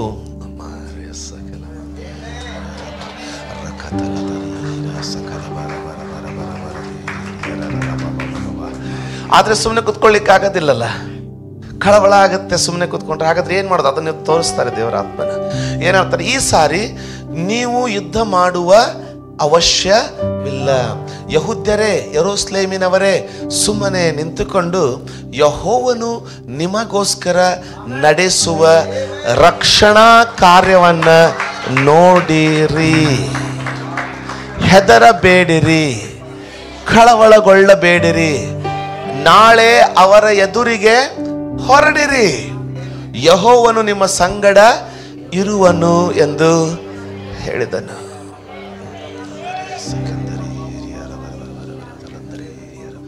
ಆಮೇಲೆ ಈಗ ಮೊದಲನೇದಾಗಿ ಏನು ಹೇಳ್ದ, ಹಿಂದಿನ ವಚನದಲ್ಲಿ ಏನು ಹೇಳ್ದ ದೇವರು, ನಾಳೆ ಬೆಳಿಗ್ಗೆ ಅವರಿಗೆ ವಿರೋಧವಾಗಿ ಹೊರಡ್ರಿ. ಆಮೇಲೆ ಅದಕ್ಕೆ ಮುಂದಿನ ವಚನದಲ್ಲಿ ಹೇಳ್ತಾನೆ, ಯುದ್ಧ ನಿಮ್ಮದಲ್ಲ, ಯೆಹೋವನೇ ಹೊಡ್ತಾನೆ. ಯೆಹೋವನೇ, ನೀವು ಸುಮ್ಮನೆ ನಿಂತುಕೊಂಡು ನೋಡಿರಿ, ಯೆಹೋವನು ನಿಮಗೋಸ್ಕರ ರಕ್ಷಾ ಕಾಣವನ್ನು ನೋಡಿರಿ, ಯೆಹೋವನು ನಿಮ್ಮ ಸಂಗಡ ಇರುವನು. ಅಂದ್ರೆ ಯೆಹೋವನು ತಾನೇ ಹೋರಾಡ್ತಾನಂತ ಹೇಳ್ದ. ಹಾಗಾದ್ರೆ ಒಂದು ಚಿಕ್ಕ ಪ್ರಶ್ನೆ ಇಲ್ಲಿ, ನೀವೇನು ತಲೆ ಕೆಡಿಸ್ಕೊಳ್ಳಿಕ್ಕೆ ಹೋಗ್ಬೇಡ್ರಿ. ನಿಮ್ಮ ಕೋಟೆ ಬಾಗಿಲುಗಳನ್ನು ಹಾಕೊಂಡು ನೀವು ನಿಶ್ಚಿಂತೆಯಿಂದ ನನ್ನ ಆಲಯದಲ್ಲಿ ಆರಾಧನೆ ಮಾಡ್ಲಿಕ್ಕೆ ಹೋಗ್ಬಿಡ್ರಿ, ನಾನು ಅವ್ರನ್ನ ಮುಗಿಸ್ಬಿಡ್ತೀನಿ ಅಂತ ದೇವರು ಹೇಳಬಹುದಿತ್ತಲ್ಲ, ಅವ್ರನ್ನ ನಾನು ಚದರಿಸಿ ಬಿಡ್ತೀನಿ ಅಂತ ಕರ್ತನ ನುಡಿಬೋದಿತ್ತಲ್ಲ. ಹಾಗೆ ಮಾಡಲಿಲ್ಲ. ಅವನು ಏನಂತ ಹೇಳಿದ, ನೀವು ಅವರಿಗೆ ಎದುರಾಗಿ ಹೊರಡ್ರಿ, ಆದ್ರೆ ನೀವು ಕತ್ತಿನೂ ಎತ್ತಬೇಕಾಗೋದಿಲ್ಲ. ಪೂರ್ಣ ನೀವು ಡ್ರೆಸ್ ಮಾಡ್ಕೊಳ್ರಿ, ಯುದ್ಧಕ್ಕೆ ಕತ್ತಿ ತಗೊಳ್ರಿ, ಹೊರತೆಯಲ್ಲಿ ಕತ್ತಿನ ಇಟ್ಕೊಳ್ರಿ, ಅವ್ರ ವಿರುದ್ಧವಾಗಿ ಹೊರಡ್ರಿ ನೀವು. ಆದ್ರೆ ನಿಮಗೆ ಕತ್ತಿ ಹಿರಿಯುವ ಅವಕಾಶನೂ ನಾನು ನಿಮಗೆ ಕೊಡೋದಿಲ್ಲ. ಒಂದು ನಿಮಿಷ ಆವಾಗ ನಾನು ಕರ್ತನಿಗೆ ಇದನ್ನು ದೇವರ ಆತ್ಮನು ಈ ತಿಂಗಳಿಗೋಸ್ಕರ ಮಾತನಾಡ್ತಾ ಇದ್ದ ಕರ್ತನಲ್ಲಿ ಒಂದು ಯೋಚನೆ ನಾನು ಕರ್ತನಲ್ಲಿ ಕೇಳಿದೆ. ನಾನು ಏನಪ್ಪ ಅಂದ್ರೆ, ದೇವರೇ ಇದನ್ನು ನಾನು ಗೋವಾದಲ್ಲಿ ಹಂಚ್ಕೊಂಡು, ಯಾಕಂದ್ರೆ ಇಬ್ರು ಒಂದೇ ತಿಂಗಳಲ್ಲಿ ಹೋಗ್ತಾ ಇದ್ದೀವಲ್ಲ ಏನೋ. ಸೊ ನಾನೇನು ಕೇಳಿದೆ ಅಂದ್ರೆ, ದೇವರೇ ನೀನು ಸರಳವಾಗಿ ಹೇಳ್ಬೋದಿತ್ತಲ್ಲ, ನೀವು ಚಿಂತೆ ಮಾಡದೆ ನನ್ನ ಆಲಯದಲ್ಲಿ ನೀವು ನನ್ನ ಆತ್ಮಪರವಶರಾಗಿ ಆರಾಧನಾ ಮಗ್ನರಾಗಿರಿ, ಯುದ್ಧವು ನನ್ನದು, ನಾನು ಅವ್ರನ್ನ ಚದುರಿಸಿ ಬಿಡುವೇನು ಅಂತ ಆರಾಮಾಗಿ ಹೇಳ್ಬೋದಿತ್ತಲ್ಲ. ಆದ್ರೆ ದೇವರೇನ್ ಹೇಳ್ತಾ ಇದ್ದಾರೆ, ನೀವು ಸಿದ್ಧರಾಗಿ, ಯುದ್ಧ ಸನ್ನದ್ಧರಾಗಿ, ಹೊರತೆಯಲ್ಲಿ ಕತ್ತಿನಿಟ್ಕೊಳ್ಳಿ, ಅವ್ರಿಗೆ ವಿರುದ್ಧವಾಗಿ ಹೊರಡ್ರಿ. ಆದ್ರೆ ಅಲ್ಲಿ ಬಂದು ಯೆಹೋವನು ನಿಮಗೆ ಮಾಡುವಂತ ರಕ್ಷಣಾ ಕಾರ್ಯವನ್ನು ನೋಡ್ರಿ, ನೀವು ಹೋರಾಡುವುದು ಬೇಕಾಗುವುದಿಲ್ಲ. ಇದನ್ನು ಕೇಳಿದಾಗ ದೇವರ ಆತ್ಮನ ಎಷ್ಟು ಸುಂದರವಾಗಿ ನೋಡಿದ್ದಾರೆ. ಏನಪ್ಪಾ ಅಂದ್ರೆ, ಅವರ ಸ್ನೇಹಿತರಿದಾರಲ್ಲ, ಅವರ ಸ್ನೇಹಿತ ರಾಜ್ಯಗಳಿದೆ, ಅವರಿಗೆ ನಿಂದೆ ಮಾಡುವ ರಾಜ್ಯಗಳಿವೆ, ಅವರು ಇದೆಲ್ಲ ಸುದ್ದಿ ಕೇಳ್ತಾರೆ. ಆವಾಗ ನಮ್ಮ ಕರ್ತನಿಗೆ ಏನಪ್ಪಾ ಅಂದ್ರೆ, ನೀವು ನಿಮ್ಮ ಕೈಯಿಂದ ಯಾಕಂದ್ರೆ ಅವ್ರಿಗೆ ದೇವರು ನುಡಿದಿದ್ದು ಗೊತ್ತಿಲ್ಲ. ನೋಡಿ, ದೇವರು ನಿನಗೆ ಏನನ್ನ ನುಡಿದು ಯಾವ ಜೀವಿತದಲ್ಲಿ ನಿಮ್ಮನ್ನು ನಡೆಸ್ತಾ ಇದ್ದಾನೆಂದು ನಿನ್ನ ಅಕ್ಕಪಕ್ಕದವ್ರಿಗೆ ಯಾರಿಗೂ ಗೊತ್ತಿಲ್ಲ. ಎಷ್ಟೋ ಸಾರಿ ನಿಮ್ಮ ಹೆಂಡತಿಗೆ ಗೊತ್ತಿರೋದಿಲ್ಲ, ಗಂಡನಿಗೆ ಗೊತ್ತಿರೋದಿಲ್ಲ. ದೇವರು ನಿನಗೆ ನುಡಿದಿದ್ದು ನಿನ್ನ ರಹಸ್ಯ. ಈ ವರ್ಷ ದೇವರು ಹೇಳಿದಾನೆ, ಸಂತೋಷ್ ನಾನು ಇದನ್ನ ಮಾಡ್ತೀನಿ, ಅದು ನನ್ನ ರಹಸ್ಯ. ಅದನ್ನ ಹೇಳಿದ್ರೆ ಜನರಿಗೆ ತಿಳಿದಿಲ್ಲ, ಅವ್ರು ತಮ್ಮದೇ ಕಿರಿಕಿರಿಯಲ್ಲಿರ್ತಾರೆ. ಯಾಕಂದ್ರೆ ಅವ್ರ ಜನ ಯಾವಾಗ್ಲೂ ಏನ್ ಕೇಳ್ತಾರೋ ಅದ್ರ ಪ್ರಕಾರ ವರ್ತಿಸ್ತಾರೆ, ಏನು ನೋಡ್ತಾರೋ ಅದ್ರ ಪ್ರಕಾರ ವರ್ತಿಸ್ತಾರೆ. ಅವ್ರಿಗೆ ಜನರಿಗೆ ಯಾವಾಗ್ಲೂ ಹುಳಿ ಬೇಕು, ದೇವರ ಆತ್ಮನಿಗೆ ಹುಳಿ ಇಲ್ಲದ ರೊಟ್ಟಿ ಬೇಕು. ನೆನ್ಪಿಟ್ಕೊಳ್ಳೋದಿಲ್ಲ, ಜನರಿಗೆ ಯಾವಾಗ್ಲೂ ಹುಳಿ ಬೇಕು, ಯಾಕಂದ್ರೆ ಅದು ರುಚಿಯಾಗಿರ್ತದೆ. ಅದು ವಿಷಯ, ಇದು ವಿಷಯ, ಅವ್ರ ವಿಷಯ, ಇವ್ರ ವಿಷಯ ಚಪಲ ಇರ್ತದೆ. ಆದ್ರೆ ದೇವರಿಗೆ, ದೇವರ ಆತ್ಮನಿಗೆ ಹುಳಿ ಇಲ್ಲದ ರೊಟ್ಟಿ ಬೇಕು. ಆ ಹುಳಿ ಇಲ್ಲದ ರೊಟ್ಟಿ ನೀನೇ. ಕರ್ತನಿಗೆ ಹುಳಿ ಇಲ್ಲದ ರೊಟ್ಟಿ ಬೇಕು. ಬಿದ್ದೋಗ್ತಾ ಇರ್ತದೆ. ಸೌಲನು ಬಿದ್ದ. ದೇವರು ಹೇಳಿದ್ರೆ, ಸಮಯದಲ್ಲಿ ಎಷ್ಟಂತೂ ಅಳ್ತೀಯ, ನಿಲ್ಲಿಸ್ರಿ ಅಳೋದನ್ನ ಅಂತ. ಬರೋ ದಿನದಲ್ಲೂ ಆಗ್ತದೆ. ಅವ್ರು ಹೋದ್ರು, ಇವ್ರು ಬಂದ್ರು, ಅವ್ರು ಬಿಟ್ಟು ಹೋದ್ರು ಅಂತ ಗೋಳಾಡ್ಲಿಕ್ಕೆ ಹೋಗ್ಬೇಡಿ ನೀವು. ದೇವರು ನಿಮಗೆ ದರ್ಶನವನ್ನು ಕೊಟ್ಟು ನಿಮ್ಮನ್ನ ಹುಳಿ ಇಲ್ಲದ ರೊಟ್ಟಿಯನ್ನಾಗಿ ಮಾಡಿ ತನ್ನ ದ್ರಾಕ್ಷಾರಸದ ಪಾತ್ರೆಯ ಪಕ್ಕದಲ್ಲಿ ನಿಮ್ಮನ್ನ ಇರಿಸಿಕೊಂಡು ನಿಮ್ಮನ್ನ ಕಟ್ಟುವುದರ ಕಡೆಗೆ ನೀವು ಧ್ಯಾನ ಇಡ್ರಿ. ನಿಮ್ಮ ಆಶೀರ್ವಾದದ ಮೇಲೆ ನಿಮಗೆ ಧ್ಯಾನ ಇರಲಿ. ಬೇರೆದರ ತಗೊಂಡು ಏನ್ ಮಾಡ್ತೀರಾ? ನಿಮ್ಮ ಆಶೀರ್ವಾದದ ಮೇಲೆ ನಿಮಗೆ ಧ್ಯಾನ ಇರಲಿ. ನಿಮ್ಮ ಮಕ್ಕಳು ಉತ್ತಮವಾಗಬೇಕು. ಬೇರೆ ಮಕ್ಕಳ ಬಗ್ಗೆ ಉತ್ತಮವಾದದ್ದು ಮಾತನಾಡಿ. ಯಾಕೆ? ಏನನ್ನ ಬಿತ್ತಿರೋ ಅದನ್ನೇ ಕೊಯ್ತೀರಾ. ಅರ್ಥ ಆಯ್ತಾ? ಆಮೇನ್. ಆತನ ಹೇಳ್ತಾ ಇದ್ದಾನೆ, ನಾನ್ ಕರ್ತನಲ್ಲಿ ಕೇಳೋದೇನಂದ್ರೆ, ಸ್ವಾಮಿ ಯಾಕೆ? ಅವಾಗ ದೇವರಾತ್ಮನ ಕೊಟ್ಟಂತ ಜ್ಞಾನ ಏನಂದ್ರೆ, ಆ ದೇವರಾತ್ಮನ ಕೊಟ್ಟಂತ ವಿವರಣೆ ಏನಂದ್ರೆ, ನೋಡ್ರಿ ಎಷ್ಟು ಬ್ಯೂಟಿಫುಲ್ ಆಗಿದೆ. ಎಲ್ಲರೂ ಕೇಳ್ತಾರೆ. ಅವ್ರು ಏನಂತಾರೆ ಅಂದ್ರೆ, ದೇವ್ರು ಹೇಳೋದು, ಕರ್ತನ ನುಡಿಯೋದೇನಂತಂದ್ರೆ, ನೋಡು, ನೀವು ಯುದ್ಧಕ್ಕೆ ಸನ್ನದ್ಧರಾಗಿ ಹೊರಗೆ ಬರ್ದೇನೆ ಆಲಯದಲ್ಲಿ ನೀವು ಉಪವಾಸವಾಗಿದ್ದು ಗೋಳಾಡ್ತಾ ಕೂತ್ಕೊಂಡ್ರೆ ನೋಡುವ ಜನ ನಾನು ನಿಮಗೆ ಏನ್ ನುಡಿದಿದ್ದೇನೋ ಅದು ಅವ್ರಿಗೆ ಗೊತ್ತಿಲ್ಲ. ಕರೆಕ್ಟಾ? ಅವ್ರಿಗೆ ಗೊತ್ತಿಲ್ಲ. ಅದು ಈ ಪ್ರವಾದಿಗೆ ನಿಮಗೆ ಗೊತ್ತು. ಆದ್ರೆ ಅವ್ರಿಗೇನ್ ಕಾಣ್ತದೆ, ಓ ಇಸ್ರಾಯೇಲರ ಮೇಲೆ ಮತ್ತೆ ದಾಳಿ ಆಯ್ತಂತೆ, ಈ ಸಾರಿ 3 ಜನ ಕೂಡಿ ಬಂದವರಂತೆ, ಏನ್ ಮಾಡ್ತಾರೆ, ಈ ಸಾರಿ ಮುಗಿದೇ ಹೋಯ್ತು, ಅವ್ರ ಕಥೆನೇ ಮುಗೀತು. ಯಾಕಂದ್ರೆ ಅವ್ರು ಇರೋದು ಒಂದು 20,000, 35,000, 40,000, 50,000, 3 ಅರಸುಗಳು, 3 ರಾಜ್ಯಗಳು ಅವ್ರ ವಿರುದ್ಧವಾಗಿ ಬಂದಿದೆ. ಇದು ಅವರ ದೃಷ್ಟಿ. ಆದ್ರೆ ಒಳಗಡೆ ಏನಾಗ್ತದೆ ಅವ್ರಿಗೆ ಗೊತ್ತಿಲ್ಲ. ನಿನ್ನ ಅಂತರಂಗದಲ್ಲಿ ಏನಾಗ್ತಾ ಇದೆ ನಿನ್ನ ವೈರಿಗೆ ಗೊತ್ತಾಗೋದಿಲ್ಲ. ನಿನ್ನ ಅಂತರಂಗದಲ್ಲಿ ಏನಾಗ್ತಾ ಇದೆ ನಿನ್ನನ್ನು ನಿಂದಿಸುವವರಿಗೆ ಗೊತ್ತಾಗೋದಿಲ್ಲ. ನಿನ್ನ ಅಂತರಂಗದಲ್ಲಿ ಏನ್ ನಡೀತಾ ಇದೆ ಅನ್ನೋದು ನಿನ್ನ ಬೀಳುವಿಕೆಗೋಸ್ಕರ ಕಾದುಕೊಂಡವರಿಗೆ ಗೊತ್ತಾಗೋದಿಲ್ಲ. ಅದಕ್ಕೋಸ್ಕರ ನೀನು ಹೊರಗಡೆಯಿಂದ ಜನ ನಿನ್ನನ್ನು ಯಾವ ರೀತಿ ನೋಡ್ತಾರೋ ಅದ್ರ ಬಗ್ಗೆ ನೀನು ತಲೆನೇ ಕೆಡಿಸ್ಕೊಳ್ಳಿಕ್ಕೆ ಹೋಗ್ಬೇಡ. ನೀನು ಅಂತರಂಗದಲ್ಲಿ ನೋಡುವ ನಿನ್ನ ತಂದೆಯು ಬಹಿರಂಗವಾಗಿ ನಿನ್ನನ್ನು ಆಶೀರ್ವದಿಸುವನು ಎಂಬುದಾಗಿ ಬರದೇ ಅಲ್ಲ, ಅದನ್ನ ಅಂಟಿಕೊಂಡು ಹೋಗ್ತಾ ಇರು. ಯಾರು ಬಿದ್ದು ಹೋದ್ರು, ಯಾರು ಬಿಟ್ಟು ಹೋದ್ರು, ಯಾರು ಕುರ್ಚಿ ಖಾಲಿ ಆಯ್ತು, ಯಾರು ಬಂದ್ರು ತಲೆನೇ ಕೆಡಿಸ್ಕೊಳ್ಳಿಕ್ಕೆ ಹೋಗ್ಬೇಡ ನೀನು.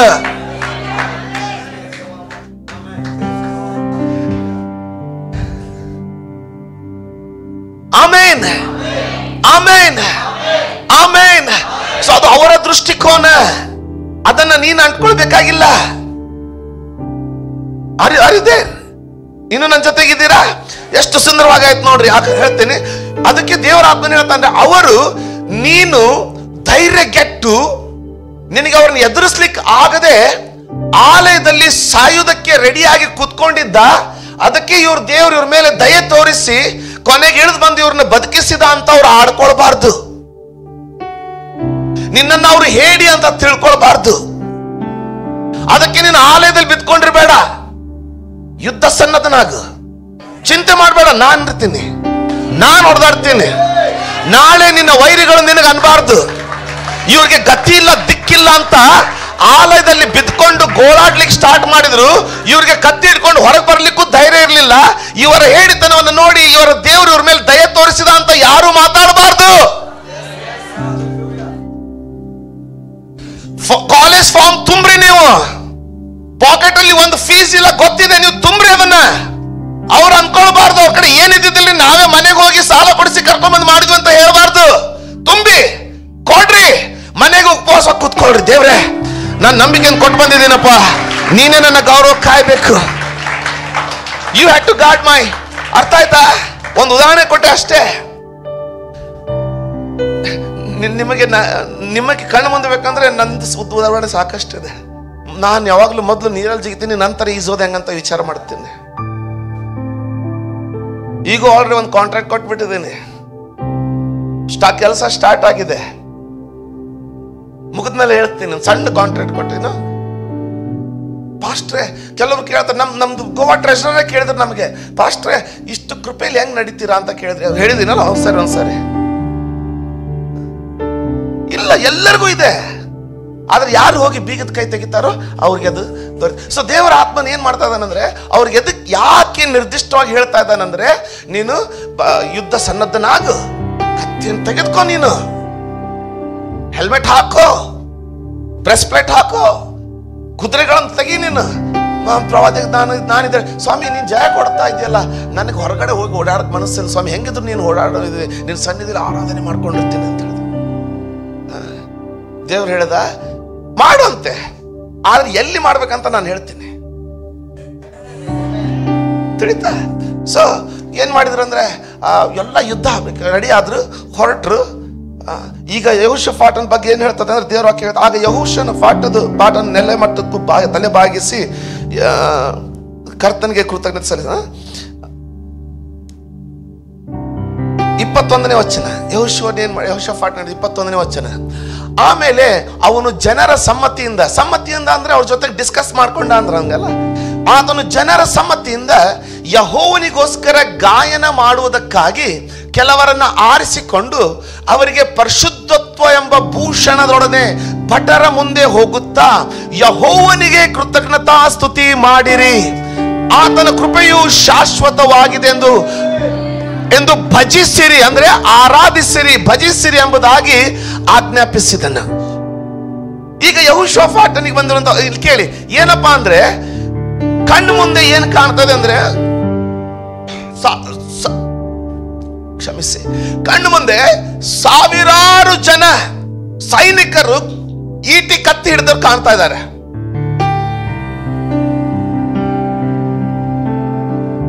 ಅದನ್ನ ನೋಡಿದ್ರೆ ಎದೆ ಹೊಡಿತದೆ.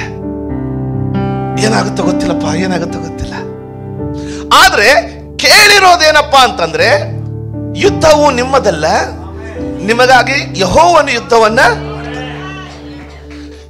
ಈ ಎರಡು ಇಂದ್ರಿಯಗಳಲ್ಲಿ ಒಂದು ತೊಂದರೆ ಇದೆ. ಕೇಳಿದ್ರ? ಈ ಎರಡು ಇವಕ್ಕೆ ಇಂದ್ರಿಯ ಅಂತೀವಿ. ಕಣ್ಣು ಒಂದು ಇಂದ್ರಿಯ, 5 ಇಂದ್ರಿಯಗಳಲ್ಲಿ ಕಣ್ಣು ಒಂದು ಇಂದ್ರಿಯ, ಕಿವಿ ಒಂದು ಇಂದ್ರಿಯ ಅಲ್ವಾ? ಚರ್ಮ ಒಂದು ಇಂದ್ರಿಯ, ಕಿವಿ ಒಂದು ಇಂದ್ರಿಯ. ಕಿವಿ ಮತ್ತು ಕಣ್ಣು, ಮೂಗು, ಬಾಯಿ, ರುಚಿ, ಚರ್ಮ 5 ಇಂದ್ರಿಯಗಳು. ಆದ್ರೆ ಈ 2 ಇಂದ್ರಿಯಗಳಿಗೆ ಒಂದು ತೊಂದರೆ ಇದೆ. ನಾವು ಎಷ್ಟೇ ಕೇಳಿದ್ರು ನೋಡಿದ ತಕ್ಷಣ ಎದೆ ಹೊಡೆದು ಬಿಡ್ತದೆ. ಅಂದ್ರೆ ಈ ಇಂದ್ರಿಯದ ಪರಿಜ್ಞಾನ ಏನಿದೆ ಅಲ್ಲ, ಬಹಳ ಡೇಂಜರ್ ಇದೆ. ನಾವು ಉದಾಹರಣೆಗೆ ಹೇಳ್ತೇನೆ, ಏನ್ ಸಾಲಿಡ್ ಗಾಡಿ ಐತ್ರಿ, ಮಸ್ತ್ ಐತ್ರಿ, ಎಲ್ಲ ಕೇಳಿರ್ತೀರಿ, ಕರೆಕ್ಟಾ? ಆದ್ರೂ ಅಲ್ಲಿ ಹೋಗಿ ನಿಂತು ಗಾಡಿ ನೋಡಿದ್ಮೇಲೆ ಅವಾಗ ಮಸ್ತ್ ಐತಲ್ರಿ, 3 ದಿವಸದಿಂದ ಅದನ್ನೇ ಹೇಳತ್ತೇನಲ್ರಿ, ಪರಿಜ್ಞಾನ ಇಲ್ಲ. ನೋಡಿದ್ದು ಭಯಂಕರ ವ್ಯತ್ಯಾಸ ಅರ್ಥ ಆಯ್ತಾ? ಹಂಗೆ ಈಗ ಯೆಹೋಷಾಫಾಟನಿಗೆ ಏನಾಗಿದೆ ಅಂದ್ರೆ, ನಾನಿನ್ ಜೊತೆಗೆ ಇರ್ತೀನಿ, ಕಾಣದ ದೇವರು ಇರ್ತೀನಿ ಅಂತ ಹೇಳಿದಾನೆ. ಆದ್ರೆ ಕಣ್ಣಿಗೆ ಕಾಣೋದು ಕತ್ತಿ ಹಿಡಿದಿರುವ ಸೈನ್ಯ. ಈಸಿ ಅಲ್ಲ ಅದು. ನಿನಗೆ ಏನಾಗುತ್ತಂದ್ರೆ, ಕಣ್ಣಿಗೆ ಕಾಣೋದು ಪರಿಸ್ಥಿತಿ. ಹೌದ್ರಿ, ದೇವರದಾನ್ರಿ ಪಾಸ್ಟರ್, ಆದ್ರೆ ನೋಡ್ರಿ ಇಲ್ಲಿ, ಯಾಕೆ ಕಣ್ಣಿಗೆ ಕಾಣದ ದೇವರು ಆದ್ರೆ ನುಡಿದಿದ್ದನ್ನು ನಾವು ಕೇಳಿಸಿಕೊಂಡಿದ್ದೇವೆ. ಕೇಳಿಸಿಕೊಂಡದಕ್ಕಿಂತಲೂ ನೋಡಿದ್ದು ಭಯಂಕರ ಪ್ರಭಾವ ಆಗುತ್ತೆ. ಉದಾಹರಣೆಗೆ ಅಲ್ಲಿ ಭಯಂಕರ ಆಕ್ಸಿಡೆಂಟ್ ಆಗತ್ವಾ ಅಲ್ಲಿ ಅಂದ್ರೆ ನಿಮಗೆ ಎದ್ದು ಹೊಡೆಯೋದಿಲ್ಲ, ಹೌದಾ ಅಂತ ಹೋಗ್ಬಿಡ್ತೀರಿ. ತಪ್ಪಿ ಹೋಗಿ ನೋಡಿದ್ರಂದ್ರೆ ಕಣ್ಣು ತಲೆ ತಿರುದಂಗ ಅಥವಾ ನಂಗೆ ನೋಡಿದ್ಕು ಅಂತ. ನೋಡೋದು ಬಹಳ ಆಳವಾಗಿ ಪ್ರಭಾವ ಬೀರುತ್ತೆ ಕೇಳೋದಕ್ಕಿಂತ. ಅದಕ್ಕೆ ರೋಮಾಪುರದವ್ರು ಬರೆದ ಪತ್ರಿಕೆಯಲ್ಲಿ ಅಪೊಸ್ತಲನಂತ ಪೌಲನು ಬರೀತಾನೆ, ನಂಬಿಕೆ ಆದರೂ ದೇವರ ವಾಕ್ಯವನ್ನ ಕೇಳುವುದರಿಂದಲೇ ಬೆಳೀತದೆ. ಕರೆಕ್ಟಾ? ಸೊ ಈಗ ಅವರು ಕೇಳಿದ್ದಾರೆ, ಪ್ರವಾದಿಯ ಬಾಯಿಂದ ಕೇಳಿದ್ದಾರೆ, ನೀವು ಯುದ್ಧ ಮಾಡ್ಬೇಕಾಗಿಲ್ಲ, ನಾನು ಮಾಡ್ತೀನಿ, ಹೆದರದಿರಿ, ಭಯ ಪಡಬೇಡ್ರಿ, ಸ್ವಲ್ಪ ಸಮಾಧಾನ ಆಯ್ತು. ಕಣ್ಣಿಗೆ ಕಾಣೋದು ರೊಚ್ಚಿಗೆದ್ದ ಮುಖಗಳು, ವೈರ್ಯ ಮುಖಗಳು. ಕಣ್ಣಿಗೆ ಕಾಣೋದು ಅವರು ಕೂಗಿ ರೊಚ್ಚಿಗೆದ್ದು ಕತ್ತಿಯನ್ನು ಝಳಪಿಸುವುದು ಕಾಣ್ತಾ ಇದೆ, ಎದಿ ಹೊಡಿತದಲ್ಲ.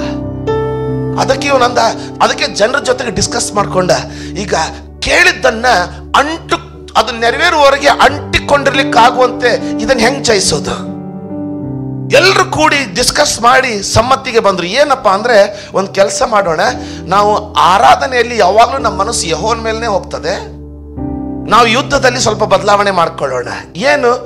ಫಸ್ಟ್ ಟೈಮ್ ಇಸ್ರಾಯೇಲ್ ಚರಿತ್ರೆಯಲ್ಲಿ ಫಸ್ಟ್ ಟೈಮ್ ಯಾರೋ ಒಬ್ರು ಇವರು ಯುದ್ಧಕ್ಕೆ ಆರಾಧನೆ ಮಾಡ್ತಾ ಹೋದ್ರು.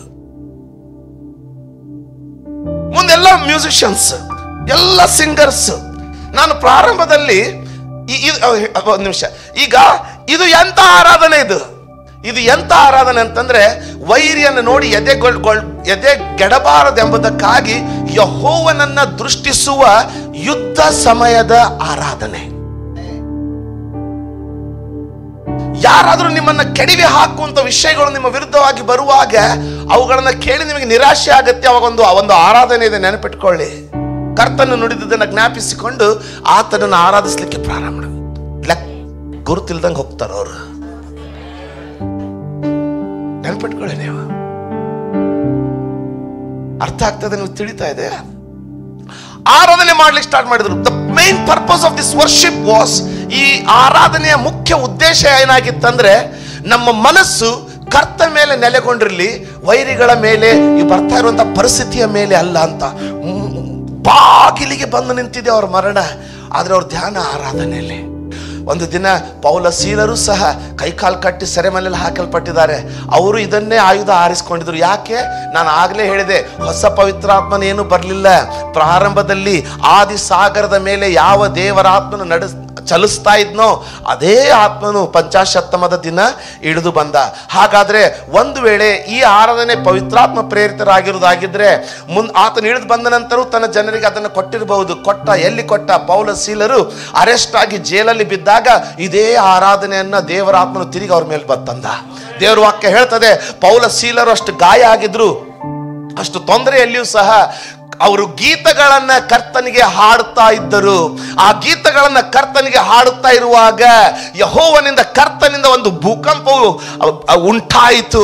ಸೆರೆಮನೆಯ ಬಾಗಿಲುಗಳು ತನ್ನಷ್ಟಕ್ಕೆ ತಾವೇ ತೆಗೆದ್ಬಿಟ್ಟು ಭೂಮಿಯು ಅಲ್ಲಾಡಿತು. ಅಲ್ಲಿರುವಂತ ಜೈಲರು ಭಯಪಟ್ಟು ತನ್ನನ್ನು ಕೊಂದುಕೊಳ್ಬೇಕು ಅನ್ಕೊಂಡಿದ್ದ. ಯಾಕಂದ್ರೆ ಅವನು ಅನ್ಕೊಂಡ ಎಲ್ಲ ಖೈದಿಗಳು ಓಡ್ ಹೋದ್ರೇನೋ ಅಂತ. ಕರೆಕ್ಟಾ? ದೇವರಾತ್ಮ ಅದನ್ನೇ ತಿರುಗಿ ತಂದ. ಒಂದು ಆರಾಧನೆ ಇದೆ, ಇದನ್ನು ಹೇಳಿ ನಾನು ಸ್ವಲ್ಪ ಆರಾಧನೆ ಒಯ್ಬೇಕಾಗಿತ್ತು, ಆದ್ರೆ ಇವತ್ತು ಸಮಯ ಇಲ್ಲ, ನಾಳೆ ಹೋಗೋಣ. ಒಂದು ಆರಾಧನೆ ಇದೆ. ಯೆಹೋಷುವಾಫಾಟನಿಗೆ ಜನರ ಸಮ್ಮತಿಯಿಂದ ಯೆಹೋವನ ಆತ್ಮನು ಈ ಆರಾಧನೆಯನ್ನು ದಯಪಾಲಿಸಿ ಅವರು ಗೆಡದಂತೆ ಕಾದಿರುವುದಾಗಿದ್ರೆ ಈ ಆರಾಧನೆ ಪವಿತ್ರಾತ್ಮನಲ್ಲಿ ಈಗಲೂ ಲಭ್ಯವಿದೆ. ನೀವು ಅದನ್ನ ಕರ್ತನ ವಾಗ್ದಾನಗಳನ್ನು ನೆನಪಿಸಿಕೊಂಡು ಆತನನ್ನು ಆರಾಧಿಸುವಾಗ 1 ನಿಮಿಷ ಲೇಟ್ ಅಲ್ಲ, 1 ನಿಮಿಷ ಮುಂಚೆ ಅಲ್ಲ. ಏನ್ ಹೇಳ್ತದ ನೋಡ್ರಿ,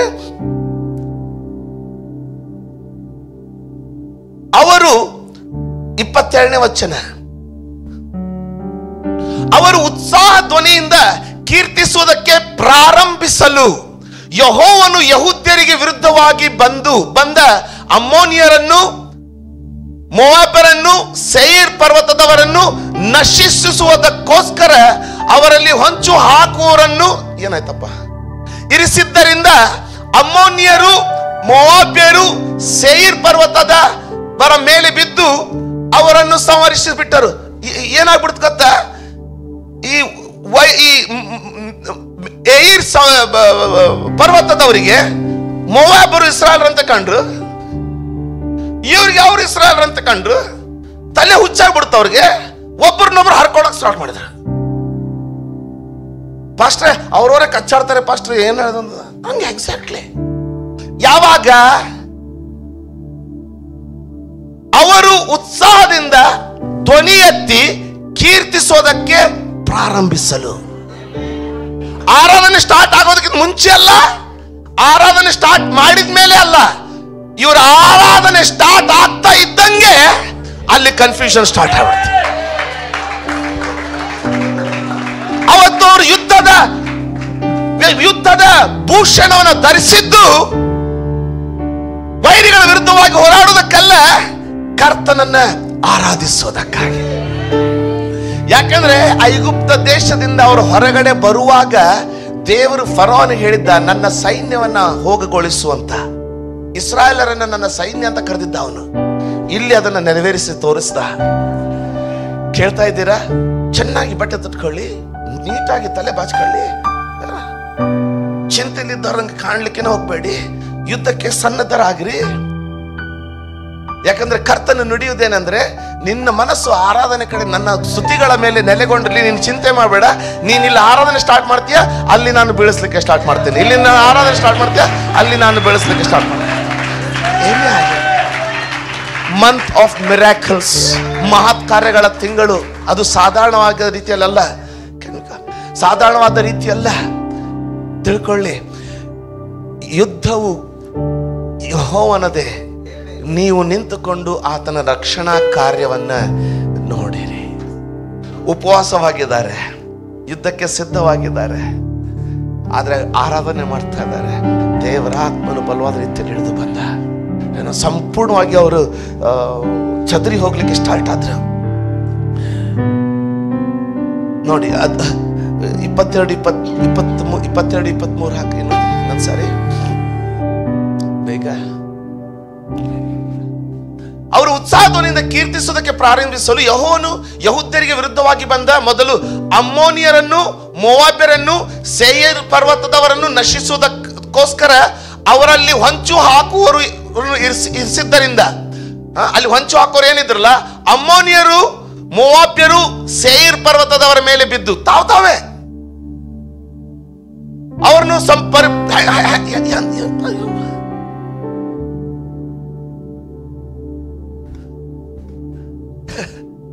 ಅವರನ್ನು ಪೂರ್ಣವಾಗಿ ಸಂಹರಿಸಿಬಿಟ್ರು. ಮುಂದಿನ ವಚನ ನೋಡಿ, ಅವರನ್ನು ಮುಗಿಸಿಬಿಟ್ಟ ಮೇಲೆ ತಾವು ಒಬ್ಬರನ್ನೊಬ್ಬರು ಕೊಲ್ಲುವುದಕ್ಕೆ ಪ್ರಾರಂಭಿಸಿದ್ರು. ನಾನು ಇದನ್ನು ಓದುವಾಗ ಕರ್ತನ ಬೇಡ್ಕೊಳ್ತಾ ಇದ್ದೆ, ಸ್ವಾಮಿ, ಈ ಸಂಗತಿಗಳು ಇನ್ನೂ ಉಂಟಾ? ಈ ಅಭಿಷೇಕ ಇನ್ನೂ ಉಂಟಾ? ಕರ್ತನ ನುಡಿದೇನೆಂದ್ರೆ, ಯೆಹೋಷುವಾಫಾಟನಂತೆ, ಆ ಯಹೂದ್ಯರಂತೆ ತನ್ನದೇ ಆದಂತ ಎಲ್ಲ ವಿಚಾರಗಳನ್ನ ಬದಿಗಿಟ್ಟು ತನ್ನನ್ನು ನನ್ನ ಸನ್ನಿಧಿಯಲ್ಲಿ ಸಮರ್ಪಿಸಿ ಹುಡುಕುವವರು ನನಗೆ ಸಿಕ್ಕರೆ ಇದೇ ಅಭಿಷೇಕ ನಾನು ತಿರುಗಿ ಕಳಿಸ್ತೇನೆ. ಕೇಳ್ರಿ, ಅವತ್ತು ಅವತ್ತು ಆ ಆರಾಧನೆ ಮೇಲೆ ಯಾವ ಅಭಿಷೇಕ ಹೇಳದ್ ಬಂತಲ್ಲ, ನೀವು ಆರಾಧಿಸುವಾಗ ಈ ಮೂರು ದಿನ ಆ ಅಭಿಷೇಕ ನಿಮ್ಮ ಮೇಲೆ ಇಳಿದು ಅದೇ ಆರಾಧನೆ ಅಭಿಷೇಕ ಹೇಳದ್ ಬರ್ಲಿಕ್ಕೆ ಹೋಗ್ತಾ ಇದೆ. The same anointing will flow upon you. ಯಾಕಂದ್ರೆ ಕರ್ತನು ಸರ್ವಶಕ್ತನ, ಖಂಡಿತವಾಗಿ ನಾವು ನಡೆಸ್ತಾನೆ. ಈ ಕುದುರೆಗೆ ಹಿಂಗೆ ಮುಂದೆ ಕಟ್ಟಿರ್ತಾರೆ ನೋಡ್ರಿ, ಅಲ್ಲೋ ದಯವಿಟ್ಟು ಕೇಳ್ತೀರಾ? ಈ ಕುದುರೆಗೆ ಅದಕ್ಕೇನಂತೀವಿ ನಾವು? ಅದು ಕಡಿವಾಣ ಅಲ್ರಿ, ಕಡಿವಾಣ ಅಂದ್ರೆ ಬಾಯಲ್ಲಿ ಹಾಕೋದು, ಕಣ್ಣಿಗೆ ಕಟ್ಟಿರ್ತಾರಲ್ಲ, ಕಟ್ಟ. ನಾವು ಧಾರವಾಡದಲ್ಲಿ ಅದಕ್ಕೆ ಕುದುರೆ ಚಶ್ಮಾ ಅಂತೀವಿ. ಈ ಕುದುರೆ ಚಶ್ಮಾ ಅಂದ್ರೆ ಆ ಕುದುರೆ ತಲೆಗೆ ಈ ಕಡೆ ಒಂದು ಕಾಜಿಂದಿರೋದಿಲ್ಲ, ಅದು ಈ ಕಡೆ ಒಂದು ಕಟ್ಟಿಗೆದು ಈ ಕಡೆಯಿಂದ ಕಟ್ಟಿರ್ತಾರೆ. ಅಂದ್ರೆ ಅದು ಬರೀ ಮುಂದಿಂದ ಅಷ್ಟೇ ಕಾಣ್ಬೇಕು, ಈ ಕಡೆದು ಕಾಣಬಾರ್ದು. ಅದು ಕ್ರೈಸ್ತ ಜೀವಿತ.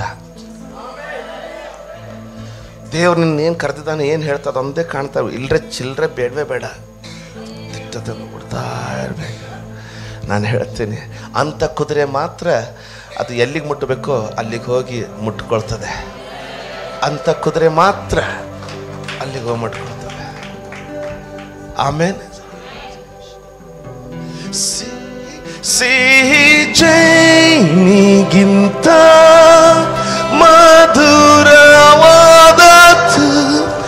ಉಕ್ಕಿ ಹರಿಯುವಂತ ಪ್ರೀತಿ ನಿನ್ನದು, ಬೆಳ್ಳಿ ಬಂಗಾರಕ್ಕಿಂತ ಅಪರಂಜಿಯಾದದ್ದು ಯೇಸು ನಿನ್ನ ನಾಮವು. ಹಿಮಪಾತಕ್ಕಿಂತ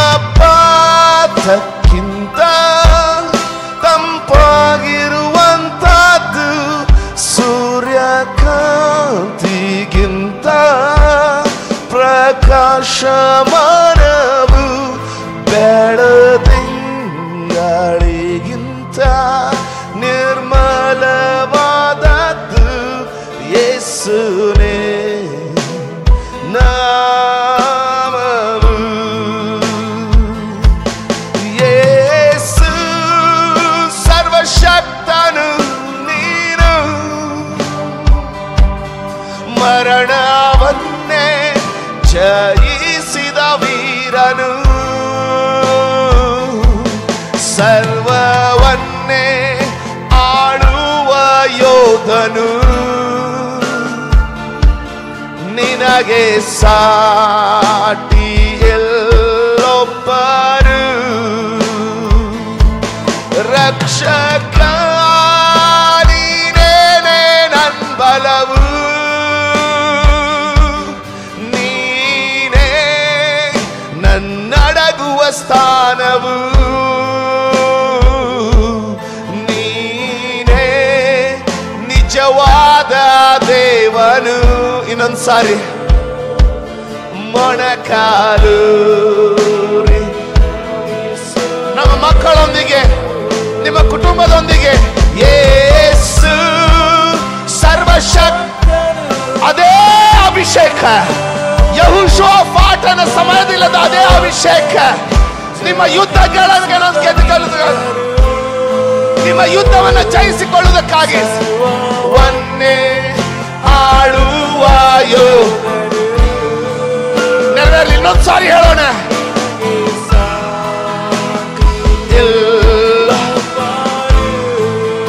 ಕರಗಳನ್ನು ಎತ್ತಿ ಹೇಳೋಣ, ಯೇಸು ಸರ್ವಶಕ್ತನು, ನೀನು ಮರಣವನ್ನೇ ಜಯಿಸಿದ ವೀರನು, ಸರ್ವವನ್ನೇ ಆಳುವ ಯೋಧನು. ನಿಮಗೆ ಅರ್ಥ ಆಗ್ತದೆ ಅನ್ನಿಸ್ತಾನೆ? ನಿಮ್ಮ ಯುದ್ಧ ಏನೇ ಇರಲಿ, ನಿಮ್ಮ ಯುದ್ಧ ಏನೇ ಇರಲಿ, ಆತನಿಗೆ ಆರಾಧನೆ. ರಕ್ಷಕ, ನೀವು ಆತನನ್ನು ಆರಾಧಿಸುವಾಗ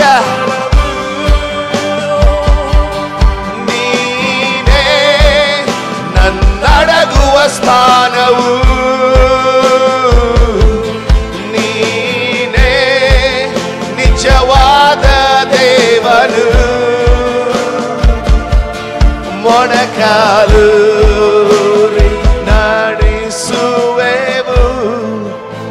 ಈ ಸಾಯಂಕಾಲ ಆತ್ಮ ಮಂಡಲದಲ್ಲಿ ಬಲವಾದ ಕಾರ್ಯ ನಿಮ್ಮ ಜೀವನ ಮೇಲೆ ನಡೀಲಿಕ್ಕೆ ಹೋಗ್ತಾ ಇದೆ. ನೀವು ಅದನ್ನು ಅನುಭವಿಸ್ಲಿಕ್ಕಿಲ್ಲ, ಆದರೂ ಅದು ನೆರವೇರ್ಲಿಕ್ಕೆ ಹೋಗ್ತಾ ಇದೆ. ಈ ಹಾಡಿನಲ್ಲಿ ಇನ್ನೊಂದು ಕೊನೆ ಸಾರಿ ನಾವು ಮುಂದುವರಿಯೋದಕ್ಕಿಂತ ಮುಂಚೆ ನಿಮ್ಮಲ್ಲಿ ಒಂದು ಸಂಗತಿಯನ್ನು ವಿನಂತಿಸಿಕೊಳ್ತೇನೆ. ನಿಮ್ಮ ಕುಟುಂಬ ಇಲ್ಲಿರುವುದಾಗಿದ್ರೆ ಯೆಹೋಶುವ ಪಾಠಣ ಸಮಯದಲ್ಲಿ ಉಂಟಾದಂತೆ ದಯವಿಟ್ಟು ನಿಮಗೆ ನಿಮ್ಮ ನಂಬಿಕೆಗೆ ಅನುಗುಣವಾಗಿ ನಿಮ್ಮ ಕುಟುಂಬದ ಜೊತೆಗೆ ನಿಂತ್ಕೊಳ್ಳಿ. ನಾವು ಕುಟುಂಬದೊಂದಿಗೆ ಕಡೆಗಳನ್ನು ಕರ್ತನಿಗೆ ಚಾಚೋಣ. ನಮ್ಮ ಕುಟುಂಬದ ಜೊತೆ ನಿಂತು ಕರ್ತನ ಕಡೆಗೆ. ಇದು ಆಶೀರ್ವಾದಕ್ಕಾಗಿ ಅಲ್ಲ, ಇದು ಸಮರ್ಪಣೆಗಾಗಿ. ಇದು ದೇವರೇ ನನಗೆ ಸಹಾಯ ನೀನೊಬ್ಬನೇ ಅಪ್ಪ, ನೀನೊಬ್ಬನೇ ನನ್ನ ಸಹಾಯ ಎಂಬುದಾಗಿ ಯೆಹೋಷಾಫಾಟನ ಹಾಗೆ ಹೇಳುವುದಕ್ಕಾಗಿ ನಿಮ್ಮ ಕುಟುಂಬದವರ ಜೊತೆಗೆ ಕೈ ಹಿಡ್ಕೊಳ್ಳಿ. ಅವುಗಳನ್ನು ಕರ್ತನ ಕಡೆಗೆ ಆಧೀನವಾಗಿ ಚಾಚಿ. ನೀವು ಒಬ್ಬರೇ ಇರುವುದಾಗಿದ್ರೆ ಚಿಂತೆ ಮಾಡಬೇಡ್ರಿ. ದೇವದೂತರು ನಿಮ್ಮ ಜೊತೆಗಿದ್ದಾರೆ, ಪವಿತ್ರಾತ್ಮನು ನಿಮ್ಮ ಜೊತೆಗಿದ್ದಾನೆ. ನೆನಪಿರ್ಲಿ, ಕರ್ತನ ಸನ್ನಿಧಿಯಲ್ಲಿ ಇದನ್ನು ಹಾಡುವಾಗ 2000ಕ್ಕಿಂತ ಹೆಚ್ಚಾದ ವರ್ಷಗಳ ಹಿಂದೆ ನಡೆದಂತ ಅದೇ ಜಯ, ಅದೇ ಕೃಪೆ, ಅದೇ ನಡೆಸುವಿಕೆ ಇವತ್ತು ನಿಮ್ಮ ಮೇಲೆ ಇಳಿದು ಬರಲಿ. ನಿಮ್ಮ ಕುಟುಂಬದ ಜೊತೆ ನಿಂತ್ಕೊಳ್ಳಿ, ಕರೆಗಳನ್ನು ಹಿಡ್ಕೊಳ್ಳಿ, ಕೈಗಳನ್ನು ಹಿಡ್ಕೊಳ್ಳಿ. ನಿಮ್ಮ ಕುಟುಂಬದ ಜೊತೆ ಅವರ ಜೊತೆಗೆ ಮಾತ್ರ ಅವರಿಗೆ ನೀನು ಕರ್ತನಿಗೆ ಹೇಳ್ರಿ, ಅಪ್ಪ ನೋಡು ಇಲ್ಲಿ ಬಂದಿದ್ದೀನಿ, ನನ್ನ ಮಗ, ನನ್ನ ಮಗಳು, ನನ್ನ ಹೆಂಡತಿ, ನನ್ನ ಗಂಡ. ಅಯ್ಯ, ಈ ಯುದ್ಧಗಳನ್ನು ನನಗೆ ಜಯಿಸ್ಲಿಕ್ಕೆ ಆಗಲ್ಲಪ್ಪ. ಯೆಹೋಷಾಫಾಟನ ದೇವರೇ, ಯೆಹೋಷಾಫಾಟನ ದೇವರೇ, ಇವತ್ತು ನೀನು ನನ್ನ ದೇವರು, ನೀನೇ ನನ್ನ ಕರ್ತನು. ಸ್ವಾಮಿ, ನನ್ನ ಬಿರುಗಾಳಿಗಳನ್ನ ನೋಡಿದೀಯಾ? ಇಳಿದು ಬಾ ಸ್ವಾಮಿ, ಇಳಿದು ಬಾ ಸ್ವಾಮಿ. ನನ್ನ ಬಿರುಗಾಳಿಗಳನ್ನ ಕಂಡಿದ್ದೀಯಪ್ಪ, ಇಳಿದು ಬಾ ನನ್ನ ದೇವರೇ. ನನ್ನ ಬಿರುಗಾಳಿಯನ್ನ ಕಂಡಿದ್ದೀಯಪ್ಪ, ಇಳಿದು ಬಾ ಸ್ವಾಮಿ, ಇಳಿದು ಬಾ ಸ್ವಾಮಿ. ಸಭೆಯಾದಲ್ಲಿ ಕೇಳಿಕೊಳ್ಳಲಿ, ಯೆಹೋಷಾಫಾಟನ ದೇವರು ನಮ್ಮ ದೇವರೆಂಬುದು ನೆನಪಿರಲಿ. ನಿನ್ನ ಹೆಂಡತಿ ಮಕ್ಕಳೊಂದಿಗೆ ಬಾ, ನಿನ್ನ ಕುಟುಂಬದೊಂದಿಗೆ ಬಾ.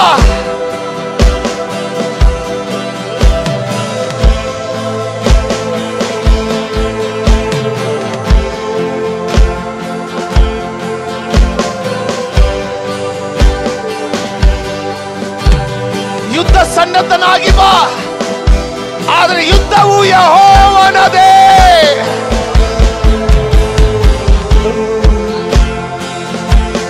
ನಿನ್ನಿಂದ ಸಾಧ್ಯವಿಲ್ಲದ ಸಂಗತಿಗಳನ್ನ ಆತನು ನೆರವೇರಿಸುವನಾಗಿದ್ದಾನೆ.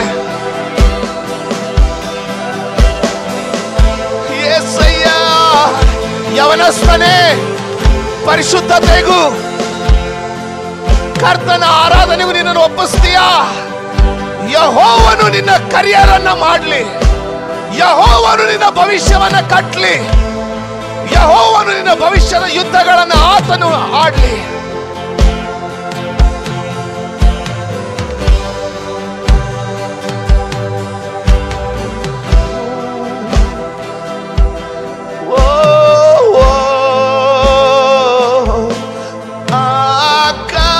ಆಕಾಶಕ್ಕಿಂತ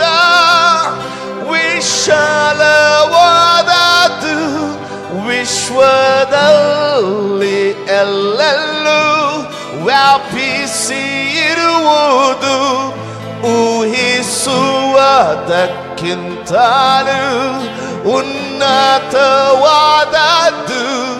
ಯೇಸುನೇ ನಾಮವು.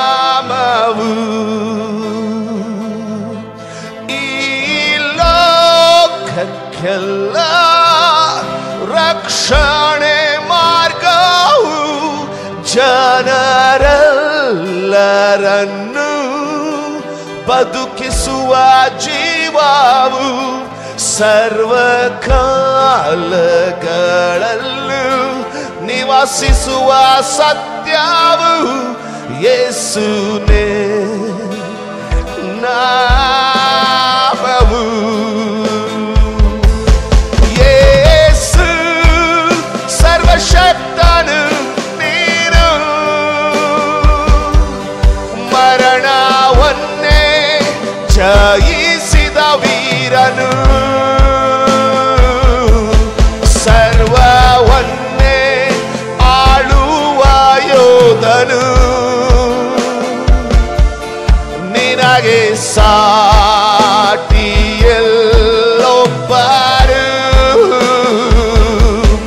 ರಕ್ಷಕ ನೀನೇ ನನ್ ಬಲವು, ನೀನೇ ನನ್ನಡಗುವ ಸ್ಥಾನವು, ನೀನೇ ನಿಜವಾದ ದೇವನು. ಮೊಣಕಾಲು ನಮಿಸುವೆನು.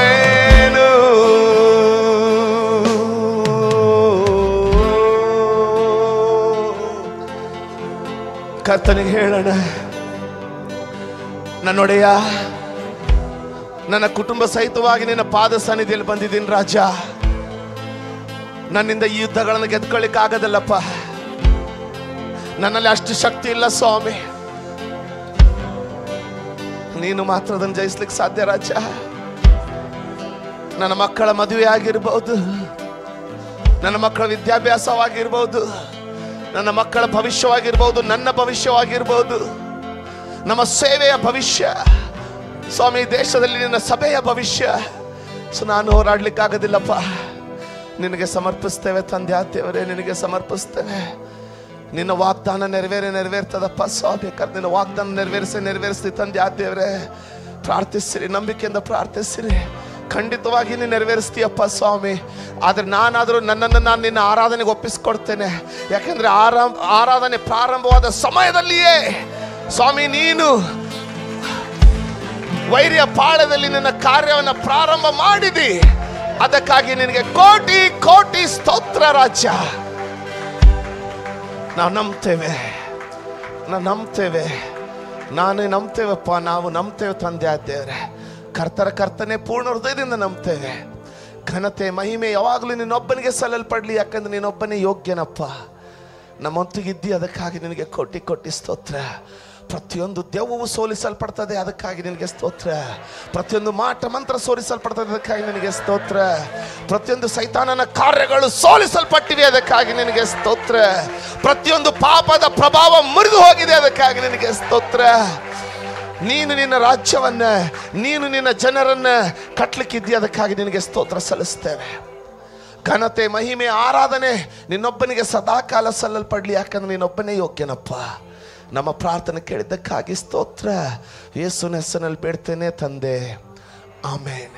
ಈಗ ನಮ್ಮ ರಕ್ಷಕನಾದ ಯೇಸು ಕ್ರಿಸ್ತನ ಕೃಪೆ, ತಂದೆಯಾದ ದೇವರ ಪ್ರೀತಿ, ಪರಿಶುದ್ಧ ಆತ್ಮನ ಅನ್ಯೋನ್ಯತೆ ಸಹವಾಸಗಳು ಈಗಲೂ ಎಂದೆಂದಿಗೂ ನಮ್ಮೆಲ್ಲರೊಂದಿಗೆ ನೆಲೆಗೊಂಡಿರಲಿ ಸ್ವಾಮಿ. ಒಂದೇ ಕುಟುಂಬವಾಗಿ ಹೇಳೋಣ, ಆಮೇನ್, ಆಮೇನ್.